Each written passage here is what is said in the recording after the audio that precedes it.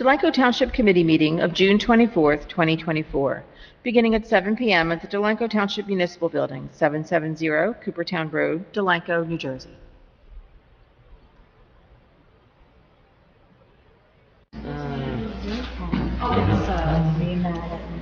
Mayor? We're good? We are recording. All right. Good evening, everybody. Welcome to the June 24th, 2024 Township Committee Meeting held at 7 o'clock p.m. here at the Municipal Building, 770 Coopertown Road. Can I have a roll call, please, Janice? Mrs. Patrick? Here. Mr. Olet? Here. Ms. Seuss? Here. Mr. Templeton? Here. Mr. Bartlett? Here. Also present, Mr. Schwab, our Township Administrator, Mrs. Lohr, our Municipal Clerk, Mrs. Russell, our Deputy Municipal Clerk, Lieutenant Warren filling in for the Chief, and Mr. Taylor, our Town Planner. Please rise for the flag salute. I pledge allegiance to the flag of the United States of America and to the republic for which it stands, one nation, under God, indivisible, with liberty and justice for all.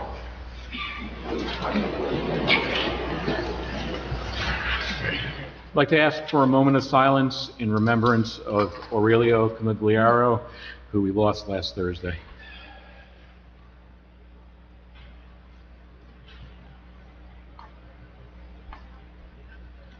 Thank you. Elio was only 55 years old. He passed away after a 5-year battle with cancer, which he fought with grace and humility.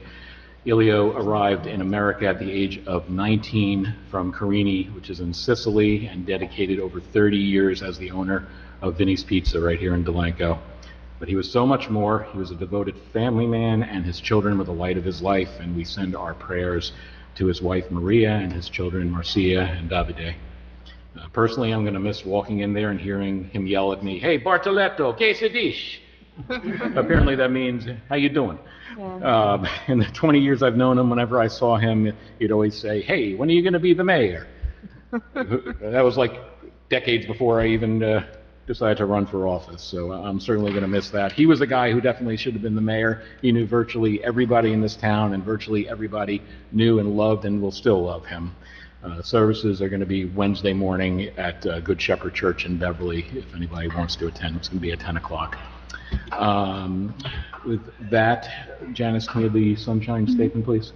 Please be advised that proper notice of this meeting has been given in compliance with the Open Public Meetings Act in the following manner. Written notice has been mailed to the Burlington County Times and Courier Post and published in the January 4th, 2024 editions. And written notice has been posted on the official bulletin board of the Township of Delanco at least 48 hours prior to the meeting. This meeting of the Delanco Township Committee may be transmitted via live stream on YouTube video. The streaming of the meeting is not intended to be relied upon as formal public access under the Open Public Meetings Act, and if the technology is disrupted for any reason, the Township meeting will proceed in person as an official meeting in accord with the official notice. Thank you.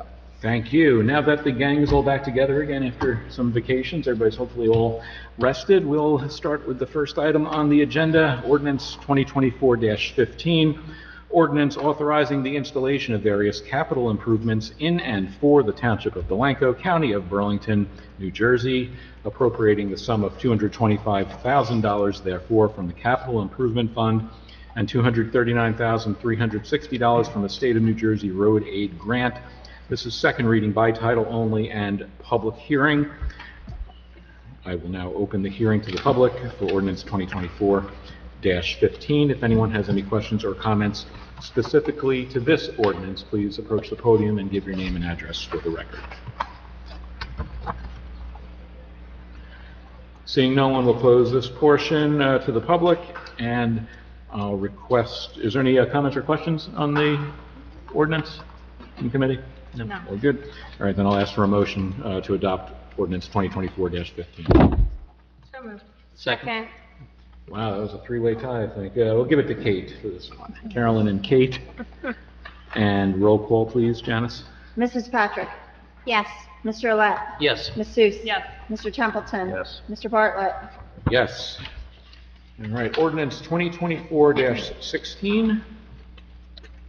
with officially the longest title on the agenda. It is a bond ordinance of the Township of Delanco in the County of Burlington, authorizing the purchase and installation of technology improvements in the municipal building. The installation/replacement of storm drainage pipes on Hickory Street and along Delaware Avenue, improvements to recreation facilities at various parks, and the purchase of equipment for the police department, appropriating the total sum of $588,200 therefore, and authorizing the issuance of $558,790 bonds or notes of the township for financing such appropriations, and making certain determinations and covenants, and authorizing certain related actions in connection with the foregoing. Second reading by title only and public hearing.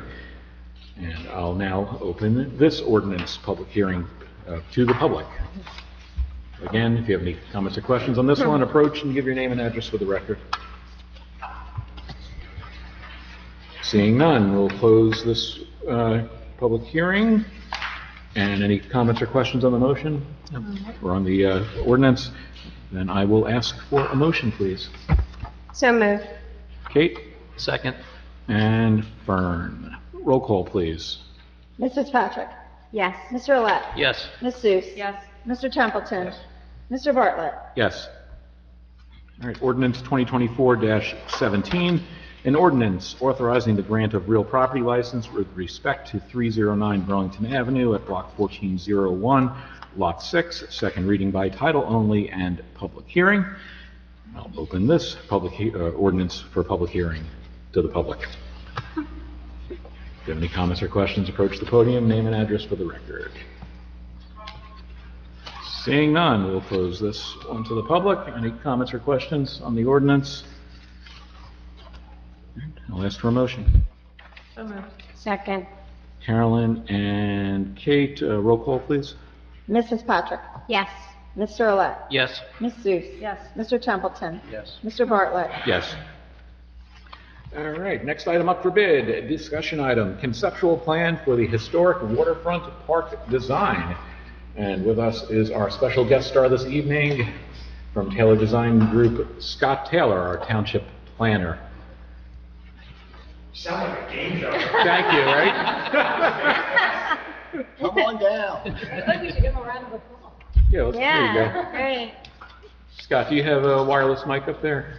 Do I need a wireless mic? No. Only to, well, to pick you up on the recording and so the home audience Got it. can hear you.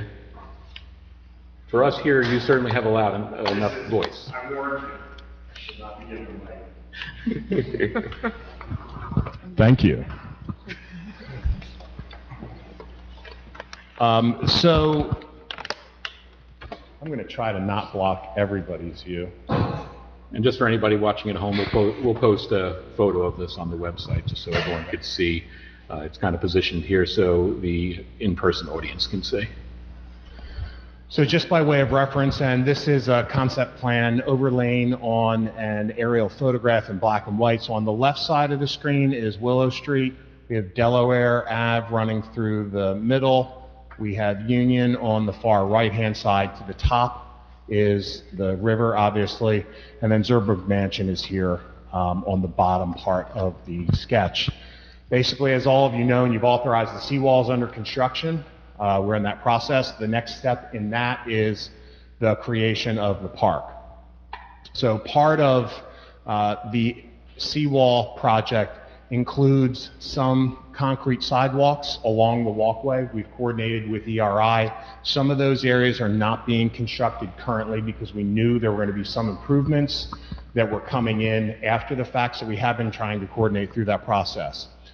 Overall, from a main standpoint, we looked at creating, and this is similar to concepts that we had presented in 2016, and I think even more recently, maybe 2019 or 20, where we are embracing the prior location of the pavilion structure, recreating that brick sidewalk that connects to that. The promontory in the seawall actually reflects that location. So we're showing a new picture pavilion in that area, connecting to the sidewalk. That will have some brick sidewalk underneath. We're looking at a structure that It was such a unique wooden structure, trying to recreate that in wood would really be difficult and an enormous maintenance problem. So what we're doing is trying to do sort of a modern interpretation of that, something that would meet current codes for wind loading, et cetera, and have some, and draw upon some of those details for the pavilion. We're also anticipating having interpretive signage in a couple locations through the site. One of those stories we do want to tell, obviously, is about the history of the Zerber Mansion, but also the pavilion, the ferry, a number of things. So we will, along the promenade, have some dedication plaque and also interpretive signage to tell part of that story. We see this, and I'm drawing here in this section on the right-hand side. You can see moving from left to right in this project section. We are showing some lighting through the central portion to create a wash of lights along the promenade, but also use those same lights to light Delaware Ave. It's really sort of a dark area now, and we're confident that one row of lights in the center gives us just enough of glow. These will be fully recessed, full cutoff, dark sky compliant lights that will be 3,000 degrees Kelvin, so we're not creating that bluish glare against light, while still providing some safe lighting levels throughout. We are also along the strong central axis of the Zerber Mansion. We're showing the potential for a mid-block crosswalk. That does require some specific signage, and that's something we would need to coordinate with the Township Engineer's Office. But we know folks are using that now considerably, and we're showing a connection there to a couple of benches, and again, dedication plaque and overlook here. We designed, and let me jump back to the pavilion for a second. We designed the 16 by 16 pavilion to have a movable table in there that may have an inlaid chessboard, and then also 2 permanent benches in that location. We've laid it out and sized it so there could be a small event out there could be a small wedding, prom photographs, anything like that. We see this being a great spot for prom photos overlooking Delaware in this location. We'll probably do some hanging signage so when someone's under there, and they are doing those photo spots, there's a little bit of a sign that says, like, New Jersey. So they post it everywhere. People go, that is so beautiful. What town is that? Everyone knows it's Delanco. We are showing benches in a number of locations. They all have accessible companion wheelchair seating next to them along the promenade. Accessible picnic tables in a number of locations. We're also, and we've been coordinating with trying to preserve, I have not been out there recently, but preserving as much as possible of the existing brick walls to try to incorporate those into the design. We have bike racks, litter and recycling receptacles. We also have fishing line recycling systems at both of the street ends. The initial plan is to not have fishing along this section of promenade because of that high level of pedestrian use can often conflict with fishing. So fishing would still, be happening at the street ends. So doing some fishing line retrieval there. Also at way stations, I think I said bicycle racks.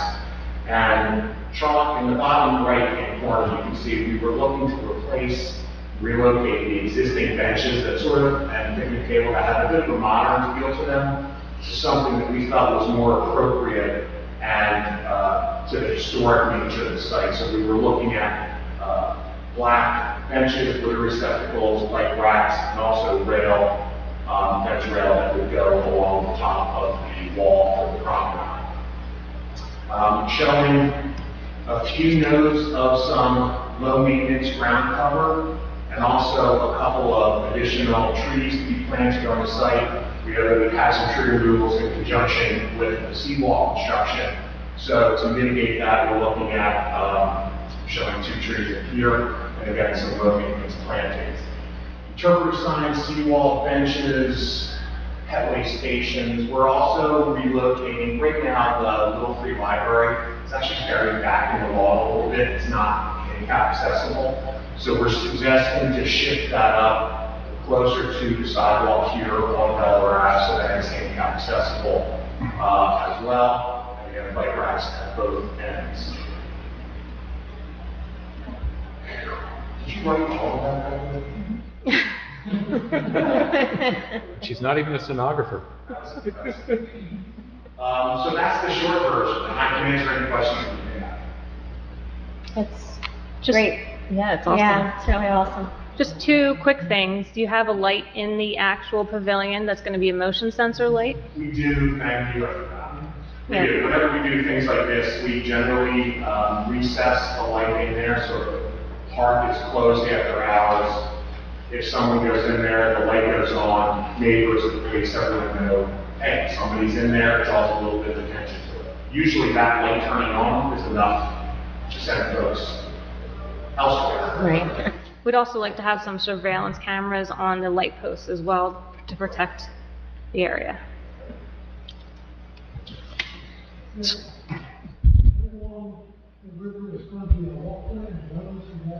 There is. So there's a seawall that runs along, and that seawall is at elevation 10, so it sits several feet up for resiliency, flood resiliency. And then there will be a 5-foot wide sidewalk, so sort of a riverfront promenade along the river. The wall comes up higher than the sidewalk. It does. So the sidewalk is at elevation 8. The top of the wall is 2 feet higher, that's at elevation 10. Okay. And the wall is concrete, you said? So the wall is actually a vinyl sheet tile system that has, like you see it's on the street ends, and then there is a poured concrete cap. So the top of that, there will be, I want to say it's 15 inches deep and about 16 or 18 inches wide, so there will be a concrete cap on top of that. And Scott, the fence will be on the wall itself? Yeah, so the fence, so the guard requirement of the IBC is 42 inches. Sorry, Governor, let me use your tables now. So the wall itself is about 2 feet high, and the guard needs to be a total of 42 inches or 3.5 feet. So the rail itself, this is about 13 inches. The rail itself will only be about 18 inches high on top of that wall. So it will be wall for 2 feet and then 18 inches of that, sort of fencing guide rail. Good. It's important that we nail this down because we need to have the fence installed as soon as the seawall is completed, or very shortly after. The park, we'd like to have go out to bid in December and award in January, and then start the construction in March to have it finished by May. But the fence needs to be done now. And when I mean now, as soon as the seawall's finished, for safety reasons. We can't leave it exposed all of winter, so. Well, as you mentioned, winter, with the ice during the winter that we experience out there on the Delaware, where ice backs up, and I've been to a couple parks where they've had taller fences, wrought iron, where they end up getting bent and destroyed, and then you end up with a maintenance issue. So with the fencing, do the rods can it be more like a split rail with metal versus the up and down? So the IBC code requires a fence with balusters such that a 4-inch sphere cannot fit through any location. Okay. So even if we were putting like a 10 by 10 deck in the middle of the lawn area, if that was raised 30 inches above the surrounding grades, we would have to do sort of that typical deck railing where you see those wood balusters every 4 inches on center, so that it can't pass through that. Not dissimilar to what you see around the swimming pool. The swimming pool has a similar parameter. And that 4 inches really has to do with 2 things. One, a child not being able to slip through there and fall out. But secondarily, not being able, there's also a entrapment and choking issue that goes beyond that. So when you go a little wider than that, the child can actually get their head in there, and then it can create issues, which is why the change about 30 Yeah, because aesthetically, obviously, and it makes sense to do it that way, but unfortunately, he was explaining in our meeting, you can't do it in the public parks. Private, obviously, they can, but yeah. So we're trying to keep the profile of that feature as low profile as possible. The part of the code, it does have to be a firm railing. The code actually requires, I believe, it's 200 pounds of lateral pressure on that, so that somebody doesn't lean on it, push it over, and then you have somebody, I think the fall is anywhere from 6, I think maybe 10 feet at the highest point. It's way too. Or 6 feet. Yeah. So that would be if somebody was standing about where the exit sign is, that's a little over 6 feet, that's probably 6'9" or 6'10" in that area. But we don't want to create something that's now a new attraction for someone to climb up and sit on. And if there's a feature, you described this, and down the shore, I've never seen a fence like this on any public bulkhead. So the whole Jersey City waterfront, Yeah. If you go anywhere in Jersey City, if you go anywhere in New York City, in those instances, and what we had hoped for initially was that the top of the seawall would be flat. Right. At elevation 10, and the rest of the park would be flat at elevation 10. And then you have a 42-inch high guard on top of that. To try to preserve and save all the trees that were out there, the existing site, we worked with Harry on this because we know how important the preservation of the trees were. The trees were saved by keeping the park elevation at around what it is existing now, around elevation 8, but to get that flood resiliency, the wall itself had to go to elevation 10. I know, because I insisted on that. Right, so what we would do, so right now, you have a wall that, these chairs are probably 22 inches high, seating height. Perfect height for a kid to jump up and walk on, or people to sit on. What we would do is, in that area, we would cheat this fence to actually be as close as structurally possible to the park side of that, so there isn't room for anybody to even sit there, and trying to avoid even enough room for somebody to be able to walk. So we want to get that as close as possible to that edge to make it as safe as possible. You're unbelievably optimistic on the capabilities of people to climb on things. There's nothing near that kids will climb up on this, they will climb over it, they may jump off it. I raised 2 of them myself, so all we can do is the best we can. And, I mean, I've had people trespass on my property and walk a toddler on the top of my seawall, and it's, you like, people just don't think. And that's my private property that people are doing that on. Yeah, whatever is selected, this material has to be bomb-proof, not, corrosion resistant, stainless steel, whatever. We don't need some maintenance item that we're going to have to pull it out 5 years from now and replace mounts and screws and everything else. The same with the pavilion, as was mentioned previously. I mean, that shoreline just gets the crap kicked out of it. And, debris, I mean, I find logs after big storms in my front yard. The table you mentioned, some mechanism, you said a movable table, something that bolts that down, that it could be taken out, but something that it can be fixed as a permanent or semi-permanent feature, because, as we saw yesterday, the wind just will take things. And then a private gazebo was destroyed yesterday. Hanging, flapping signs, that'll be... No, that would be a rigid catchment. That'll be in Willingboro. We've actually used the same manufacturer in Avalon. Avalon has an EPA wind rating of 120 miles per hour. We have several structures down there. One was constructed in 2004, so it has been hurricanes and Sandy, and it is number one. So understood on that point. This will be a hugely durable, fully code compliant based on that EPA wind rating for this spot, because it is a windy spot. And it's a steel structure, the roof is steel, and it also has a cupola at the top to allow, so you don't have that uplifting like an umbrella. The wind gets under it and takes it, so it actually will have an opening so that the wind can get through to prevent some of that uplifting that probably happens to the gazebo that fell. Right. Don't be bashful and buy the strongest thing you can get. Duly noted, and we generally do, because Yeah.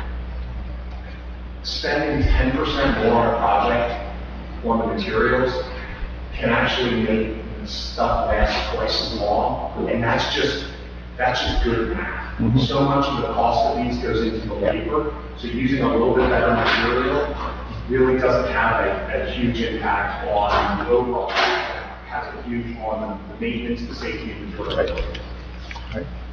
Yeah, this is an in-depth conversation we had last week about the material of the fence, whether it should be aluminum, stainless steel. And I know you're working with some vendors to get some quotes, and we have to move pretty quickly on this, like literally in the next week or two, to figure out the design, nail down the design, make sure the engineer is okay with it. And we're not going to skimp on it for sure, because it's a super important piece that needs to make sure it's going to withstand the winds and the logs and the ice and everything down there. So we're definitely cognizant of that. Scott as well? Yeah, and Commissioner Alette mentioned the ice flows. If we have a condition where ice flows come up and come over that bulkhead, we can't design a fence or a rail to withstand that kind of force. The amount of force that is applied by that kind of ice flow is monumental. So we're going to do something that will work for 99.9% of the time. If we get that kind of ice flow, we're just going to have to Abandon ship. Yeah. I mean, there's always going to be some kind of maintenance down there. It's, Right. But the, you know, I live on the Rancocas Creek, and the ice flow is not as high as my first wall. I have two walls. And so it's usually a little bit below it. And I don't think it's any higher on the Delaware. I mean, it builds up, but I've never seen it where it would go over to that wall, to the new wall. And I think with our increased height, I'm hopeful we don't see ice or Right. Yeah, Mr. Fox and I went over that. We were looking at the climate change, the sea level rise forecast, and kept on bumping up from his initial plans. So we're trying to get something that's workable for the next 50 to 75 years. Yeah. so, are we taking public questions? Yeah, we'll take, Yeah. go ahead. Have at it. Sorry, can I interrupt? No, go Have ahead. at it. You're good. Oh, okay, just wondering. Just for the record, just give your name and address for the record, just so we have it. Okay. You're right, what is your name? Mary Ellen. Thank you very much. What's your question? Well, at what point are you now in the construction business? I know you started, are you now building a seawall, or are you just getting ready to? So it's sort of a two-phase project. One is under construction now, is the actual seawall Okay. itself, and that will be happening over the next basically 3 months, and probably finishing September into October. Okay. And there's some sidewalk associated with that. Right now, you say September, October now, is that the finish of the entire project? Yeah, or- so the seat wall and the sidewalk will be finished this September, leading into October. Okay. The second phase of the project will be all of these park improvements, the lighting, the building, the benches, the receptacle. As Committeewoman Sue mentioned, we're looking to go out to bid in probably December for that. Have that contract awarded early next year, so we can do a very early spring construction and wrap up. In the spring. Yeah, May, June Okay. next year. All right. Thank you, Betty. Sure. So we're going to pull the fence out of the park aspect of it and include that in the seawall now, since we have to do that now. But does anybody else have any other questions?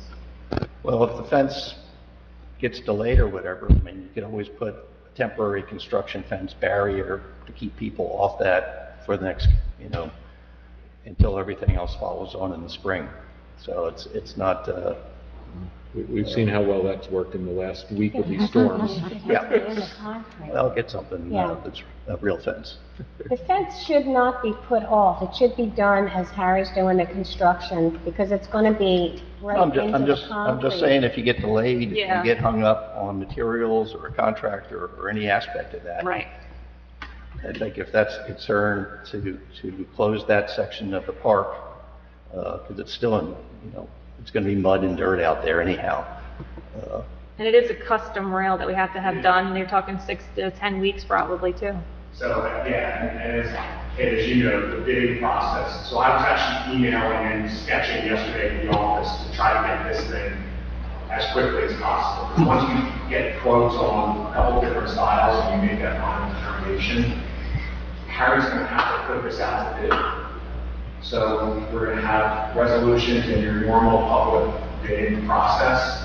And then once the contractor is on board for that, submittals of construction. So that does take a little bit of time. But we're going to move through that as expeditiously as possible. Good, Sounds good. Good. Nice work.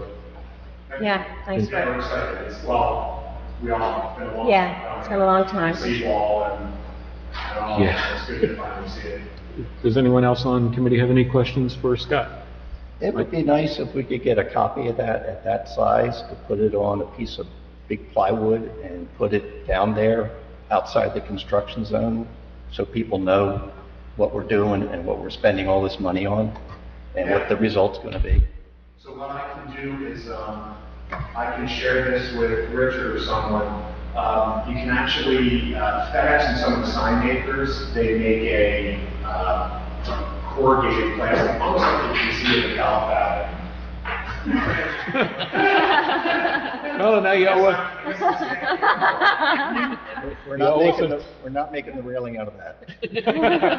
But, a couple of 4x4s and a piece of plywood we can attach that onto it and it'll last for. Yeah, nice, municipal community projects usually have some Yeah. kind of signboard that says, hey, this Sometimes is, right across the top, we'll do a coming soon, and then Yeah. folks kind of see that, it's kind of fun, so we can share that with Richard, that way you can get the first generation of this on the website too, if you can choose, and get it moving on that. Great, yeah. Good. As long as it Great doesn't have one of those, project. your tax dollars at work like you see on I-95 for the last 15 years. But this is no, that's a good idea, Mike. Does anyone from the audience have any further comments or questions for Mr. Taylor on this particular item? If so, Joanne, sure, just go up to the mic. Joanne, 11316 Oakwood Avenue. For the fencing, is that similar to what's at the Burlington City Promenade, height-wise? No. I think it's less Oh, than no. that. Lower? Mhm. Lower? And why is it lower? Code requires 42 inches. Okay, and So, how, I would, and it's been years since I've been up there, Yeah, I believe that is probably 42 inches. okay. But the actual fence is 42 It's all inches. fence, accurate. Yeah. Yeah, 'cause Between the it's- wall and our fence is 42 total. yeah, because their wall is is ground level, Okay. and then their fence is up from that, at least the last time I was there. Yeah, I'm just looking here at a photo of that on I Google was just Street thinking View. about, walking there and where it comes to you, that's all. Yeah. So that's gonna be lower? It's about It'll be 42 inches total, so the wall will It'll be be the same. 24 Yeah, inches, same. and then the fence, yeah, but the actual fence will only be, Thank you so yes. much. Yeah. Give or take, 42, Right. 48. You're welcome. Thank you, Joanne. All right. Mr. Fritz. Yes, Peter Fritz, 303 Union Avenue, and I'm representing the Delanco History Board. I think we were a little surprised that we didn't see any of this plan before Saturday. And so we had some questions, and there are some things that we've been doing that aren't connecting with what's happening here so far. And so I did have a couple of questions. One of them is, I understand that there was a survey that was done, a historical survey of the property. Was that done? yes, Okay. Was it done to the same extent as the one that was done on the server property when they did phase 2? yes, Okay. Who has that survey? we do. You do? Township does. Okay. Specifically, is there a way of getting a copy of that, or? It's filled out the Oprah form, and you can get I anything. don't have it here. The engineer would have that. The engineer has it, yeah. The engineer has a copy. Yep. Part of that was a historical survey, not Yep. just. It was an archaeological survey. There were several test pits that were dug, I think 24 test pits. Mhm. That was one part of it. As we found out later from the State Historic Preservation Office, they wanted photo documentation of the site as it currently is. We did that, and that was completed in the last month, so we've complied with the SPO's State Historic requirements. Okay. As we have been talking about, a lot of times, I guess everybody knows the name James Fenimore Cooper.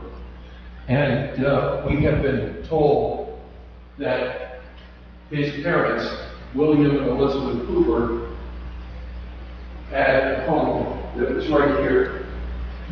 And I'd be interested to find out if there was some testing that was done to see if they could find foundation or any Nothing was element that would help us to locate that. We have some documentation from some early newspaper articles and that kind of thing.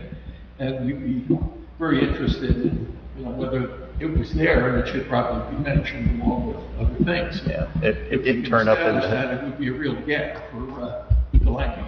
Yeah, it didn't turn up in the historic research. Okay.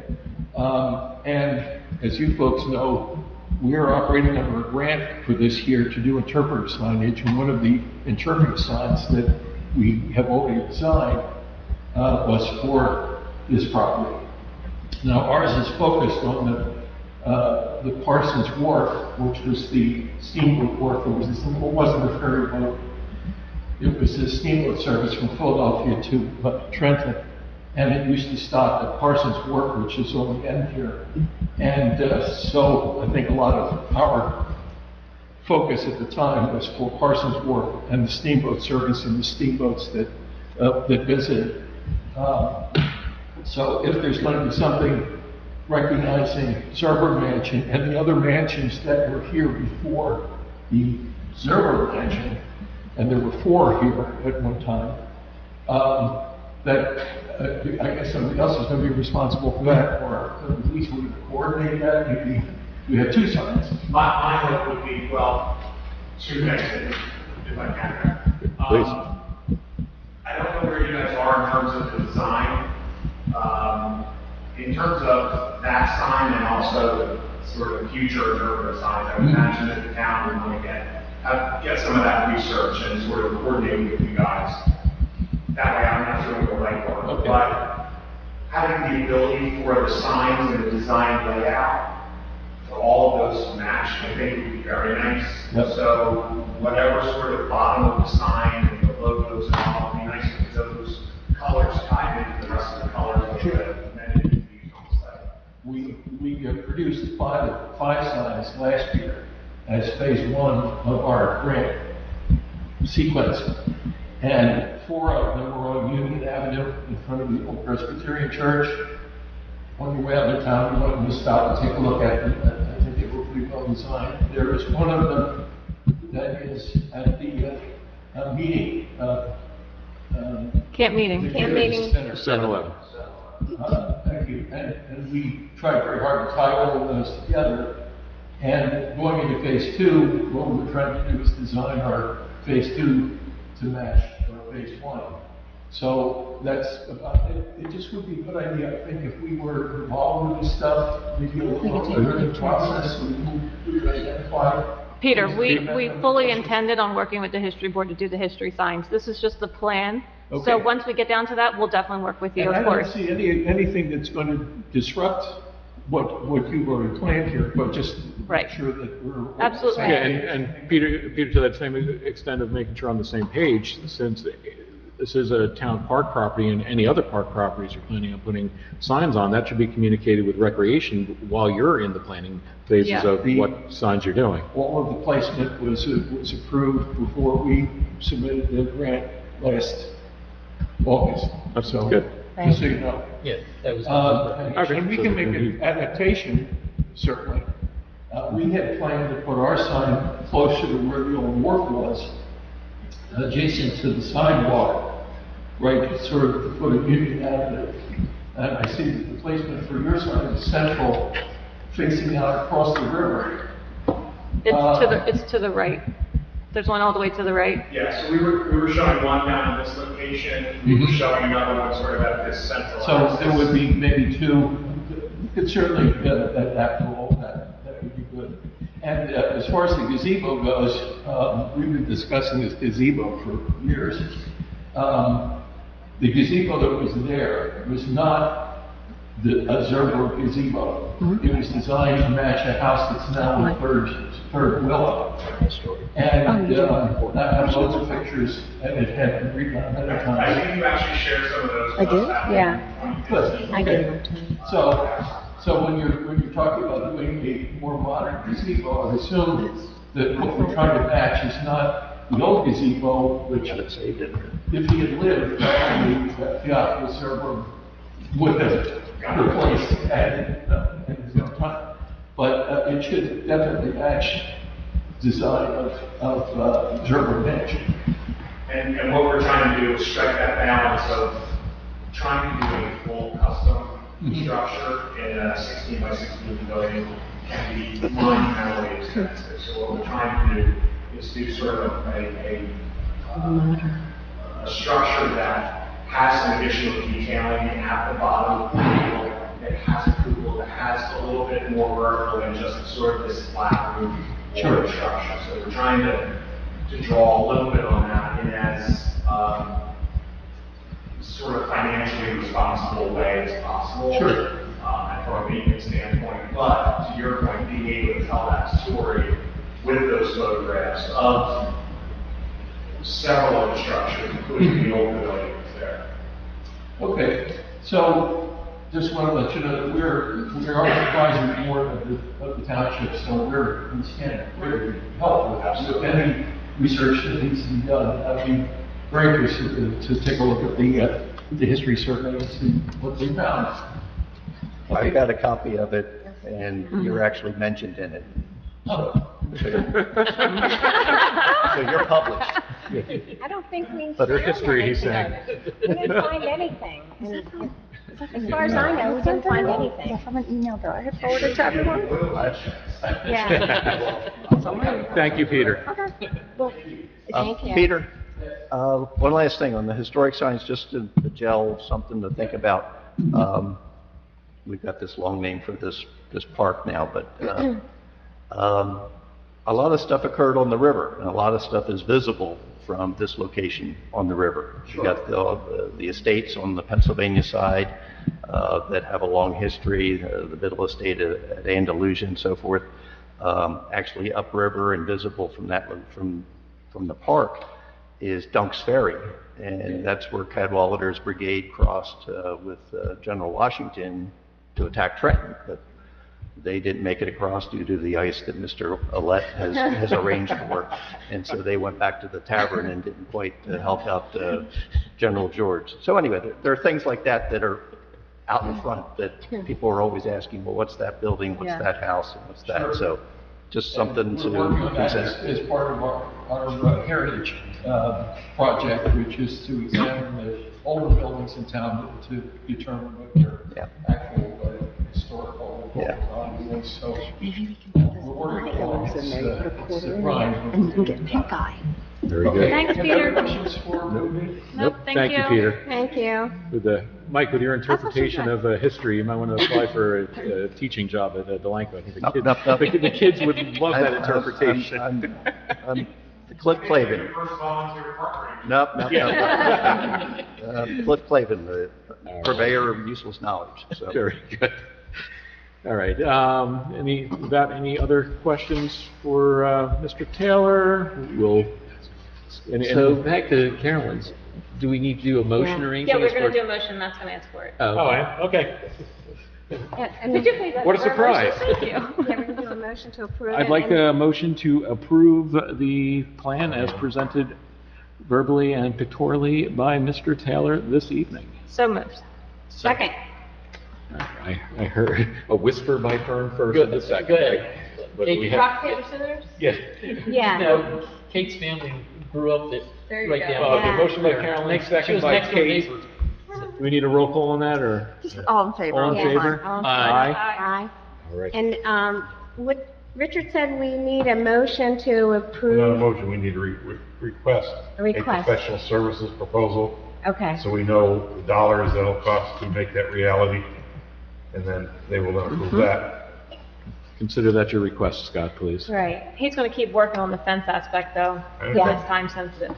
right. He keeps working on it, but before he finishes and sends the bill, make sure that we have. Yeah, could you just let us at least know three. before you whack us You know over the that. head? He knows what I'm saying. Okay, all right. All right. Thank you. You are dismissed, sir. Go back and start working on it now. No overtime. We lost power in Medford last night from the storms, so it's been a long day. So did we, Scott. So did we. Phones got power about half an hour. Oh, wow, that long. You're right. You know how mixing it is. Yeah, right? Not touching that with a 10-foot pole. Thank you, Scott. Thank you. Thank you. That was a good job. Scott, stop Great by job. 7-Eleven or Dunkin' Donuts, get a cup of coffee, and take a look at that sign on the way out. I absolutely will. It's a good excuse to stop. Thank you. All right. With that, we will open the meeting to the public for comments or questions for anything else, or that still. This is the session number 1. If you have any comments or questions, please approach the podium and give your name and address for the record, and there will be another session later on this evening. Good night, Scott.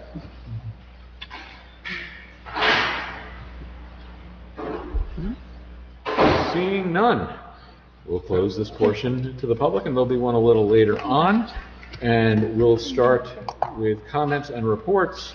Comments from our township administrator, Mr. Schwab. Thank you. Doing it early so I can stay awake for this.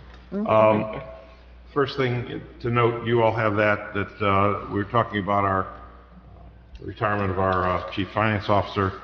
Bob Hudnell, he's finishing up this week. He's a hard man to replace, particularly what he can get done for the dollars and the hours that are involved. We're making changes. We aren't ready yet to make a a regular change, so I recommended that you appoint me to be the temporary CFO, which you can do for up to a year per statute. Jan's put that in there. And when we have someone who's a certified municipal finance officer, I used to be, but haven't been since I retired, but that we can keep things going until we have the appropriate person, and at that point in time, that person will replace me in that formal role. In the meantime, all those finance operations are being handled in part by our new finance clerk and the office, and then I can fill in as needed. So that's in your consent agenda. Also, I want to report that one of the last jobs that Bob did was to receive bids for a bond anticipation note and award that. That's the purview of the chief finance officer. Each year we take the amount that's outstanding in notes. We pay off as much as we can afford in our budget, generally $400,000 or $500,000. But in order to do projects such as you talk about here, it needs new borrowing. We did a bond ordinance tonight for the projects that were in this year's budget. Most of them, there's still a couple out there.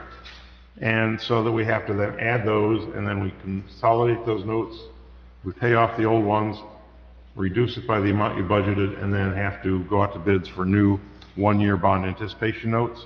The amount this year was $2,146,905. We received only one bid. Bids are crazy. They go up and down. We've been as little as under 1%, and now it's between 4 and 5% for the 1 year. If you went on permanent financing, which would be for 10 or 15-year notes, you'd be paying these numbers, so it's not a good time. It's like with mortgages. You don't want to do a 20-year mortgage at these rates, so you just do the 1 year. And the best price we got was a net price of 4.58%. The way it interestingly works, it was 4.75%, but they pay a premium that comes in the 24 budget. So in effect, we're paying 4.75% in our 25 budget when these notes become due. It's about $5,600 more than what we had budgeted. We assumed to be 4%, but it ends up being 4.75. So it's a few $1,000s more, and it's going to be over $100,000 in interest in our 25 budget for the $2,146,000 outstanding. That's all the debt we actually have. We have no long-term debt. so that we used to have millions in that. That's gone. So you're very low in terms of overall debt, particularly with the assessed value that we have in the community. We can go to 3%, and we're at less than 1/2% for the municipality. So that is something that is awarded, and the mayor and the clerk sign the documents that the finance officer puts together, working with our bond counsel. The other thing to note is that you pointed to Sean Sullivan as the deputy assessor at your last meeting to work with Sean Gaskell, who was the assessor, and he's starting. You will see him in the office in this week. He's getting started doing that. So while Sean Gaskell's not here, Sullivan's here, and vice versa. So you get to see both of them at various times during the day and the evenings when they're here.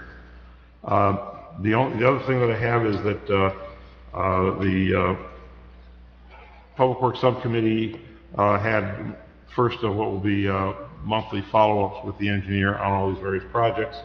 We had a meeting so that we don't have to wait a full month to have things done. And one of the things that the engineer was able to do that we've talked about is get pricing for repair and or replacement of the pipe that crosses 719 Delaware Avenue. That they have an easement. That pipe is all blocked up. It's not able to function. There are two options. One is to replace 3 large sections, and the other is to replace the entire length between the back of the curb line and the private seawall. There's a sleeve through that seawall, so that stays. So it's 75 feet versus 24 feet of replacement. Interestingly, we got quotes, and the lowest quote is Thor, who's done a lot of work for us, and it was $9,600 for the repair and $14,500 for the replacement. His price for replacement is really low. Pioneer Pipe, which also does a lot of work for us, was $11,300 for the repair and almost $40,000 for the replacement. So that has to do with how they operate. But we're very comfortable, and Harry's very comfortable with Thor. Yeah. And it makes, with that kind of pricing, it makes sense to replace the existing concrete pipe, and it's being replaced. It's 15-inch pipe with ADS solid pipe, and it'd be sodded over the top. We, of course, work with the property owner, but there was an easement for that. So in order to move that along, also in your bond ordinance that you approved tonight, you may notice that for the storm sewer work, it didn't just say Hickory, as we had talked about before, but it also said Delaware, which is this project. We had no idea at the time we'd be able to get away with such a low number. I thought it'd be more in the $40,000 range. But the bottom line is that funding is now available. We can get the project done. When we're ready to do Hickory, if in fact the estimate or the costs are higher than what's left in that, then you'll have to do a supplement or do a smaller project. But now is the time to get this thing done, because the impact of that plug pipe has been very negative, and we know how to solve it very quickly and very inexpensively. So I'd ask for a motion to authorize the replacement of that pipe for $14,550 per Thor's proposal. So moved. Second. Motion by Mike, second by Kate. All in favor? All in favor? Aye. Thank you very much. There's a number of other things that we talked about that the engineer is working on to try to move things along. We're going to be working with the QPA to get our numbers and the process for the Babe Ruth Field, for the basketball court area, for the pathways both there and at Field of Dreams. You have the award for the installation of field lighting at Field of Dreams that Harry has sent you a lot of information on. And the other thing, we've been negotiating the road program costs. I have been negotiating with Harry for ERI's costs. I believe that the numbers that he originally gave us was more than what we had planned, and therefore we're making him relook at those numbers. We thought we'd have that ready for tonight, but that didn't work. More important things came up. So at your meeting on the 15th, you should have that ready, so I'll be able to send that out, and it should be within our budget. The other thing that he'll do is he promised today to also give us a proposal to do the CDBG curb cut project, the next group, the $75,000 next group that Janice got for us, not just fixing last year's that has to be completed so we can get our money back, but so we can move quickly on the project. CDBG is not a lot of fun. They set an end deadline, but they wait till the last minute to let you do it. So if we're not ready to go, then we have a chance of not getting the job done in time. So we're trying to move that kind of stuff along, He said he's still working with the contractor to fix those ramps too. right? We have a deadline on that? Yeah, there is. Yeah. Yeah, we have to pay the contractor in full. That has to be done by September 1st. And you can't do that if they haven't finished the work. So, you know, it's a conundrum. The federal government through HUD sets these rules that the county has to follow, and they're the ones that, you know, where the money comes through.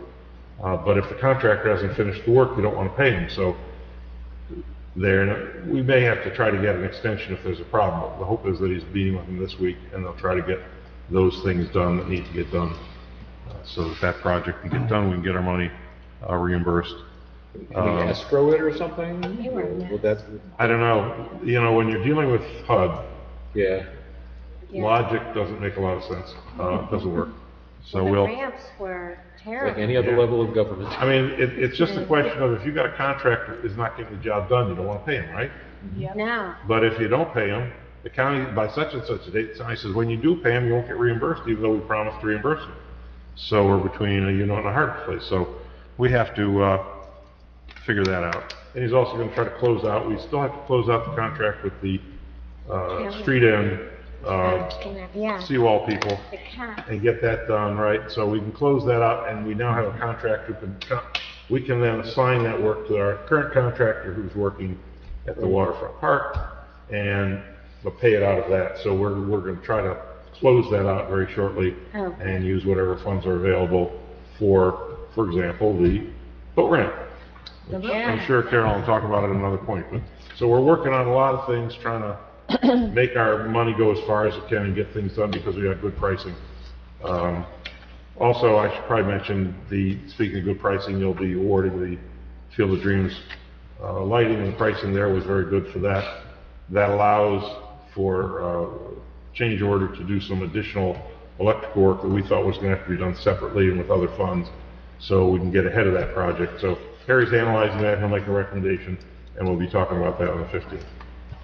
Okay? All right. So that's what I'm up to, and I'm still on vacation for the next couple of weeks, but trying to keep in touch with everybody best I can. Okay? Very good. Anyone have any questions for Richard? No, I just wanted to thank Richard for the good work on coordinating the transition with the tax assessor. I know in these days, it's hard to get two tax assessors with the same first name, so it's, Yeah. it makes it easier for the public when they call in. They said, oh, I talked to Sean. You know. Yeah. I thought that was a negative, but I'm glad you turned it into positive. Thank you. Always on the bright side. Richard, go home, get some sleep. Yeah, well, finish the meeting and then go Well, get some sleep. Richard was stuck on the airport tarmac till what, 2 a.m. last night? Something like that. And half an hour of sleep, and here he is. All right, thank you, Richard. All right, department heads, start with Lieutenant Warren. Hello, everyone. Couple good things. We had a coffee with a cop last weekend at Pie Out with our civilian clerk, Eric Rogers, a retired sergeant from Morristown, and officers responded out there. And he said it was a good turnout. People came out and asked questions. We got to meet some of the younger guys. So it was a success. So we're looking at doing that again in the future, hopefully before the end of the year. We had a recruit graduate from the academy last Thursday, Ryan Kearns. So he's going to start his field training on Wednesday morning. Looking forward to him. I think he's going to do well. Patrolman Chris Orff, who graduated in May, is actually in the second phase of FTO. He's doing very well. So he'll be finishing up. Which right now towards the end of July. He'll be on the road, so he's looking really good. We were able to give a conditional offer to another gentleman named Tanju Gumas. He's in this process now. He has to get a physical still, but everything else is complete. So we're just waiting to hear back from the state and from our psychologists. But he did very well at the PTC mandated physical training test for Gloucester County Police Academy. He did very well. So with him passing the requirements, don't see him having a problem with the academy. So that'll start August 5th. Basil, use the mic, go talk more into the mic so she gets on I everything. don't want to yell too much. Yeah, it works. But that starts August 5th, and that'll go until December 12th down in Gloucester County. As far as numbers for this past month, as of to date, we had 125 motor vehicle stops with 66 motor vehicle summonses issued, 10 police cases, and we had 769 calls to service, which gives us a total for 5,216 for the year. Guys been busy. Understatement. They've been Yeah. busy, but doing well. So Glad we're going to be finally staffed up with all these Yeah, yeah. recruits in the academy, just out of the academy. so keep them busy. Very good for the department. Doing well. Ladies. Do you want to mention Adam's directive on Hawk Island? Yeah, I was wondering what happened with the last Or not? one. It's not really Adam's directive. Yeah, okay. I have a So question. here's the thing. We obviously know that as far as enforcement for trespassing, we cannot. People aren't partying on the island. They're utilizing the island to get to the water. So they're on the beach, and they're meeting people who are already out on boats, who are township residents, as well as people coming over from Philadelphia. So they're utilizing just to get the access to the shore area. And with that, again, we can't stop them from doing it. And from what John, I haven't been back there in a while, but from what John said, they're doing the best they can with trying to clean up out there, but for the trails, but there's really no space out there to really even engage in anything. It's just falling debris and trees. But again, they're using that trail just to get access to the beachfront, and they're in that tidal water. So that's where they're hanging out. And so we understood when people come out, I guess it was yesterday or Saturday. Saturday, yeah. Yeah, but obviously we've been getting calls for that for years now. Normally, in the past, when we were told that it was proper property, obviously, yeah, we enforce it. Gave summons when we could, or we just gave them warnings. Because obviously a lot of residents walk their dogs back there. Or even go back and fish as well. But we have a lot of people from out of town that come and park on Vine and access the water as well. Because again, they're meeting people who already have boats out there. So people literally take their boat that's docked at Hawk Island, go around the point, and then they'll anchor there, and then utilize the beach area in their boat to hang out on Saturday. So as long as they're doing that, we're fine. But the issue to it, as far as John Fenimore, obviously, is the trash. The trash is, I mean, I get photos from Paul Newman all the time of the trash, and there was one that was like this huge with just Corona bottles. So Corona must be a favorite. And then someone was cutting down trees, the birch trees back there. So there are people on the island too that are doing this. I don't think somebody's taking their trash. Some of them from the boats are taking it up there, but there are people back there that are trashing it. No, they're doing it, but no, I agree with you. Like they're actually on the beach, and they'll have a good old time and leave their trash there. Absolutely. Yeah, but they're taking it up on the island and disposing of it. Right, instead of leaving it there, or remember when the water They're washes taking it up. Yeah, and they'll Yeah. stop it there, and then Right. continue to walk out. Yeah. So that's where for a while John was leaving bags back there for them to put their stuff Well, in bags. I don't know, I have to talk to the committee, because there was supposed to be something done on June 10th, and I don't know. We'll figure that out. Okay, I don't know I wasn't at that meeting, so I don't know what was discussed. But We I were just will told, I find mean, out. from Chief's perspective, again, as far as the enforcement, we can enforce the law anywhere we want, obviously, Right. if we see something that's wrong. But as far as stopping the access to the island, we cannot. They're Not allowed to yet. access it. Not yet. Hopefully I'm just that'll telling you what I change. was told from Chief. Right. So his And email from- said he was going to have some of the bike officers go No, back there, we're- but I talked with, I not don't yet. know if that's No. possible with the sand. No, yeah, 'cause that's why Yeah. he didn't think about that part. And again, like I said, it's not even really that accessible. You can get to one point, there's a fallen tree, now he's got to turn around and walk all the way back. Yeah. Our thing would be, what we normally would do, we would just walk out there, we'd drive in a little bit and walk it down and make sure, but even the other issue is, working in tandem with the state police, because the state police allows more. Once they're out in the water, as long as they're operating a boat, they'll allow people to drink. They're checking more credentials for the operation of the vehicles, the other registration, things of that nature.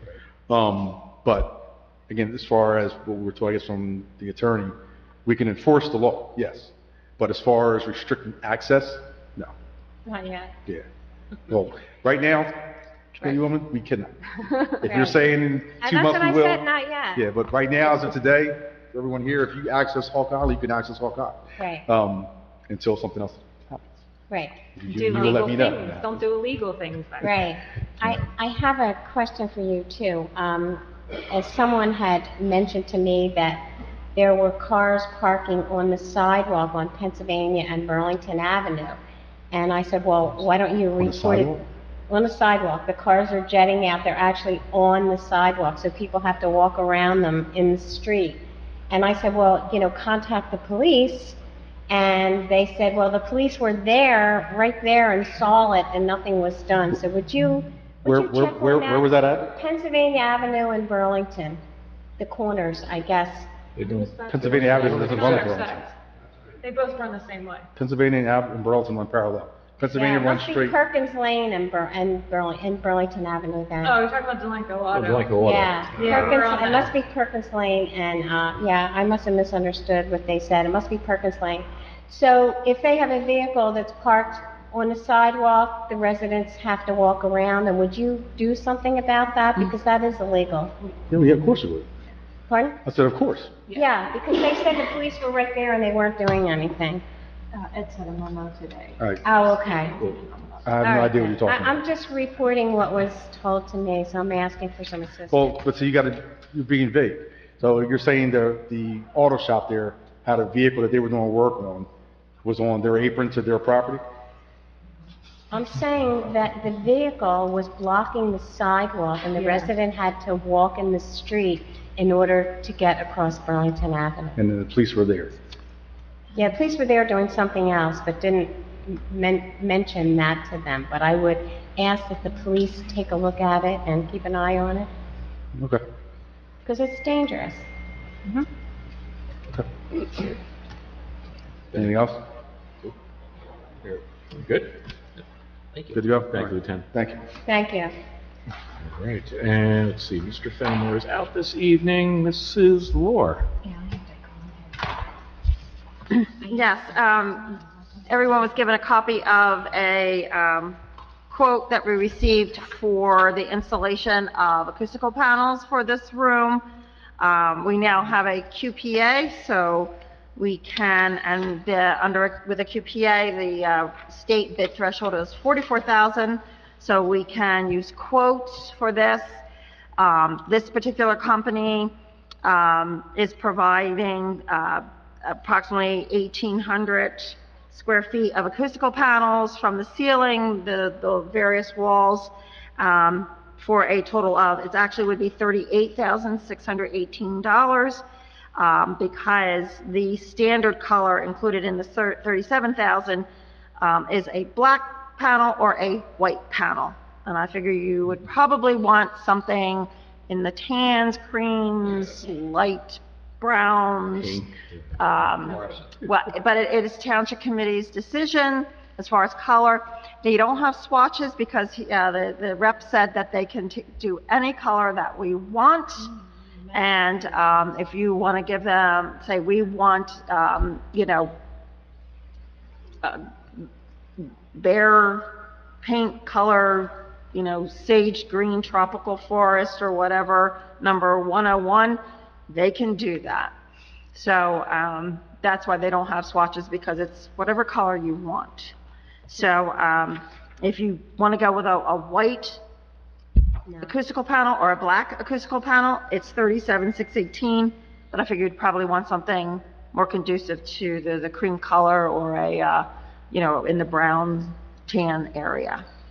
So I will be talking, which is one of the things with the QPA tomorrow. She's coming in, just going over the different quotes that I've received and making sure that everything is proper under the state public bidding laws, that we could award this quote to actually get the work started. There'll be a 6-week lead to order the panels in the color that you want and be ready to start, and then approximately 1 week at least for the actual installation in this room. They've done the sound measurements or acoustical measurements or whatnot to make sure that what they're providing. Yes, this would Actually, most of the vendors that came out said we're at about a 3.5 to 3.8 reverberation, and the goal is to bring it down to at least 1.25 reverberation.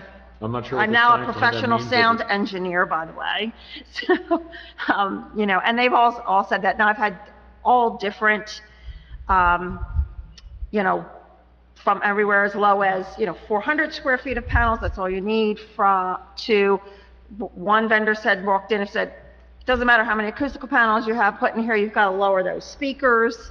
You know, that's not part of this, the scope of this. I figure we can do the acoustical panels and we can always lower the speakers later or reposition them if needed.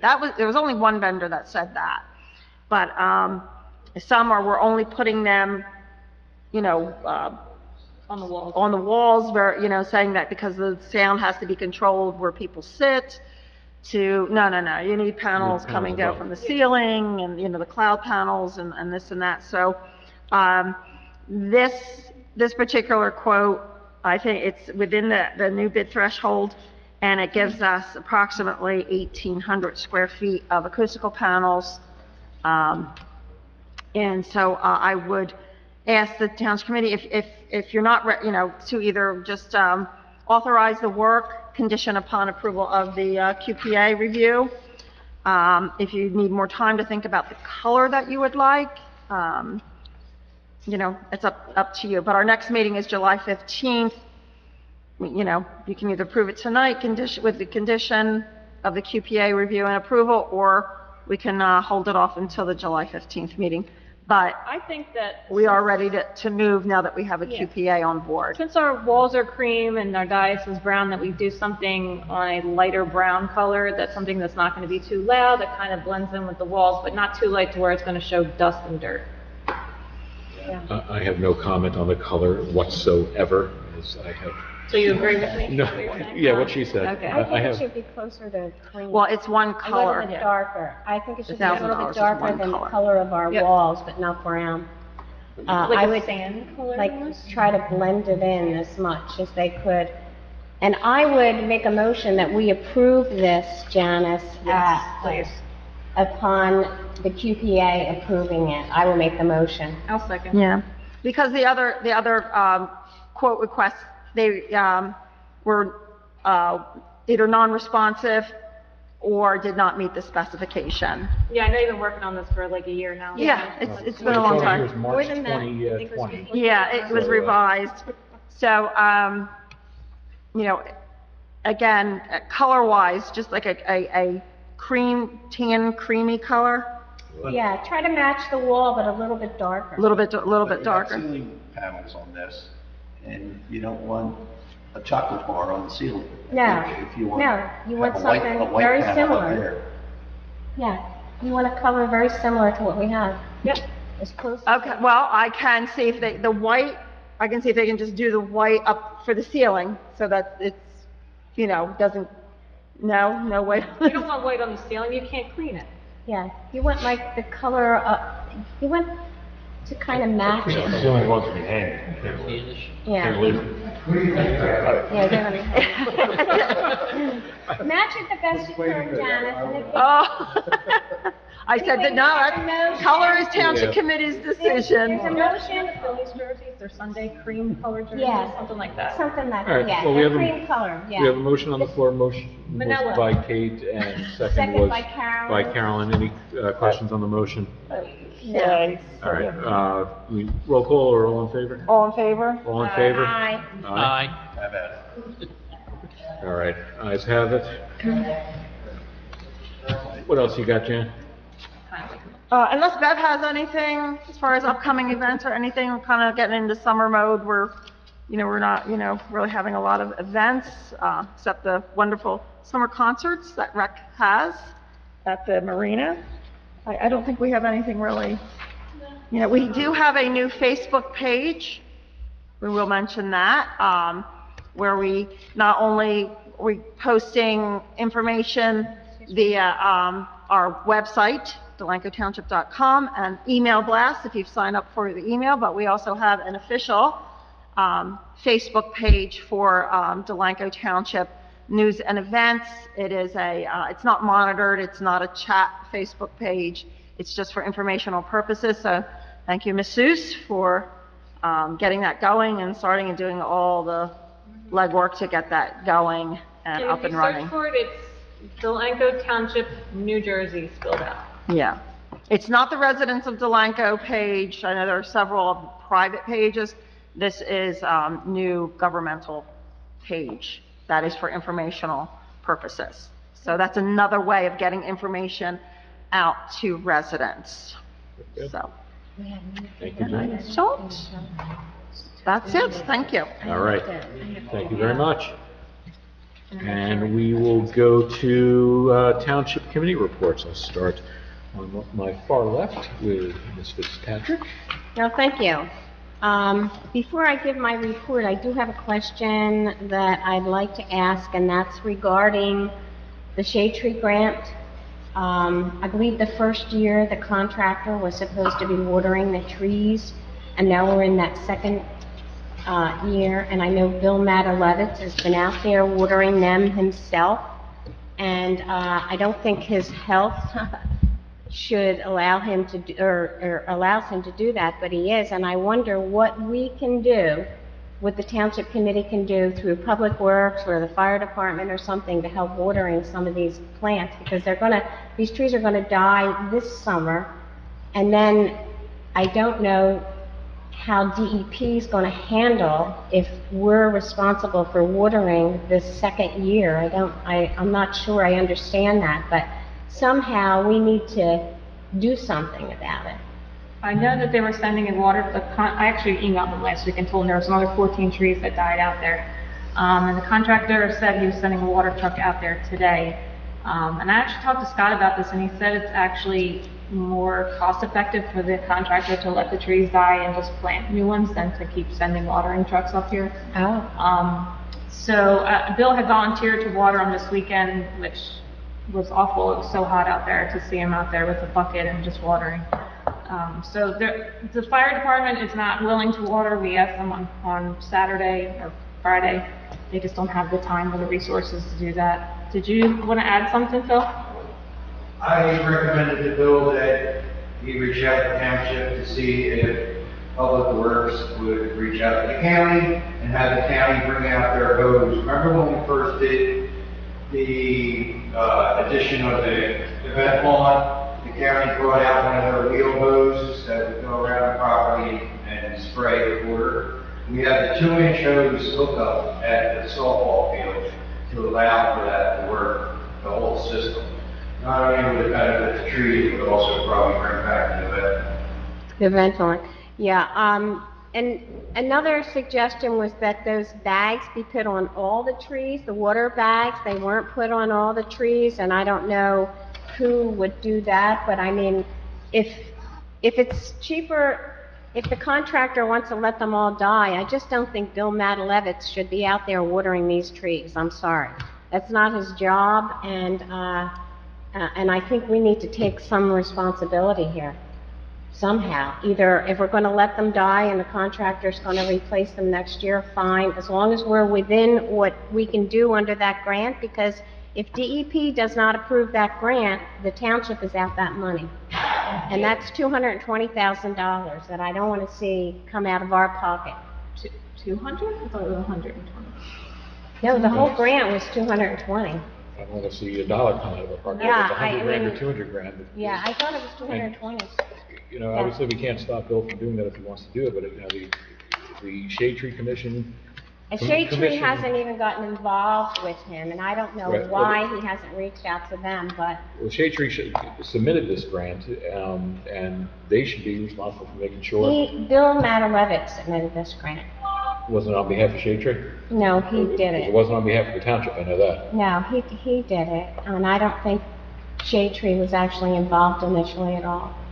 I just want to make sure that we are aware of what he's doing, that he shouldn't be doing it, and that if that's what the contractor said, somebody needs to, maybe I'll reach out to Bill and say, this is what we were told, I don't want you, the township doesn't want you out there watering them, or whatever. The contractor, his name's Fred, he was out here a couple weeks ago and he removed all the dead, and we had come up with a plan, and he's working with Steve Lennon to relocate some of the trees, change to different species, and he's going to plant in fall. Well, he's going to have about 20 to 25 more trees to add to that list now because there's a bunch dead out there. Right. But yeah, honestly, it's more cost effective to let them die than keep paying for Okay. labor. And Then Bill trying needs come to up know with- that. Bill needs to know that the contractor and Steve Lennon made this decision because he doesn't apparently.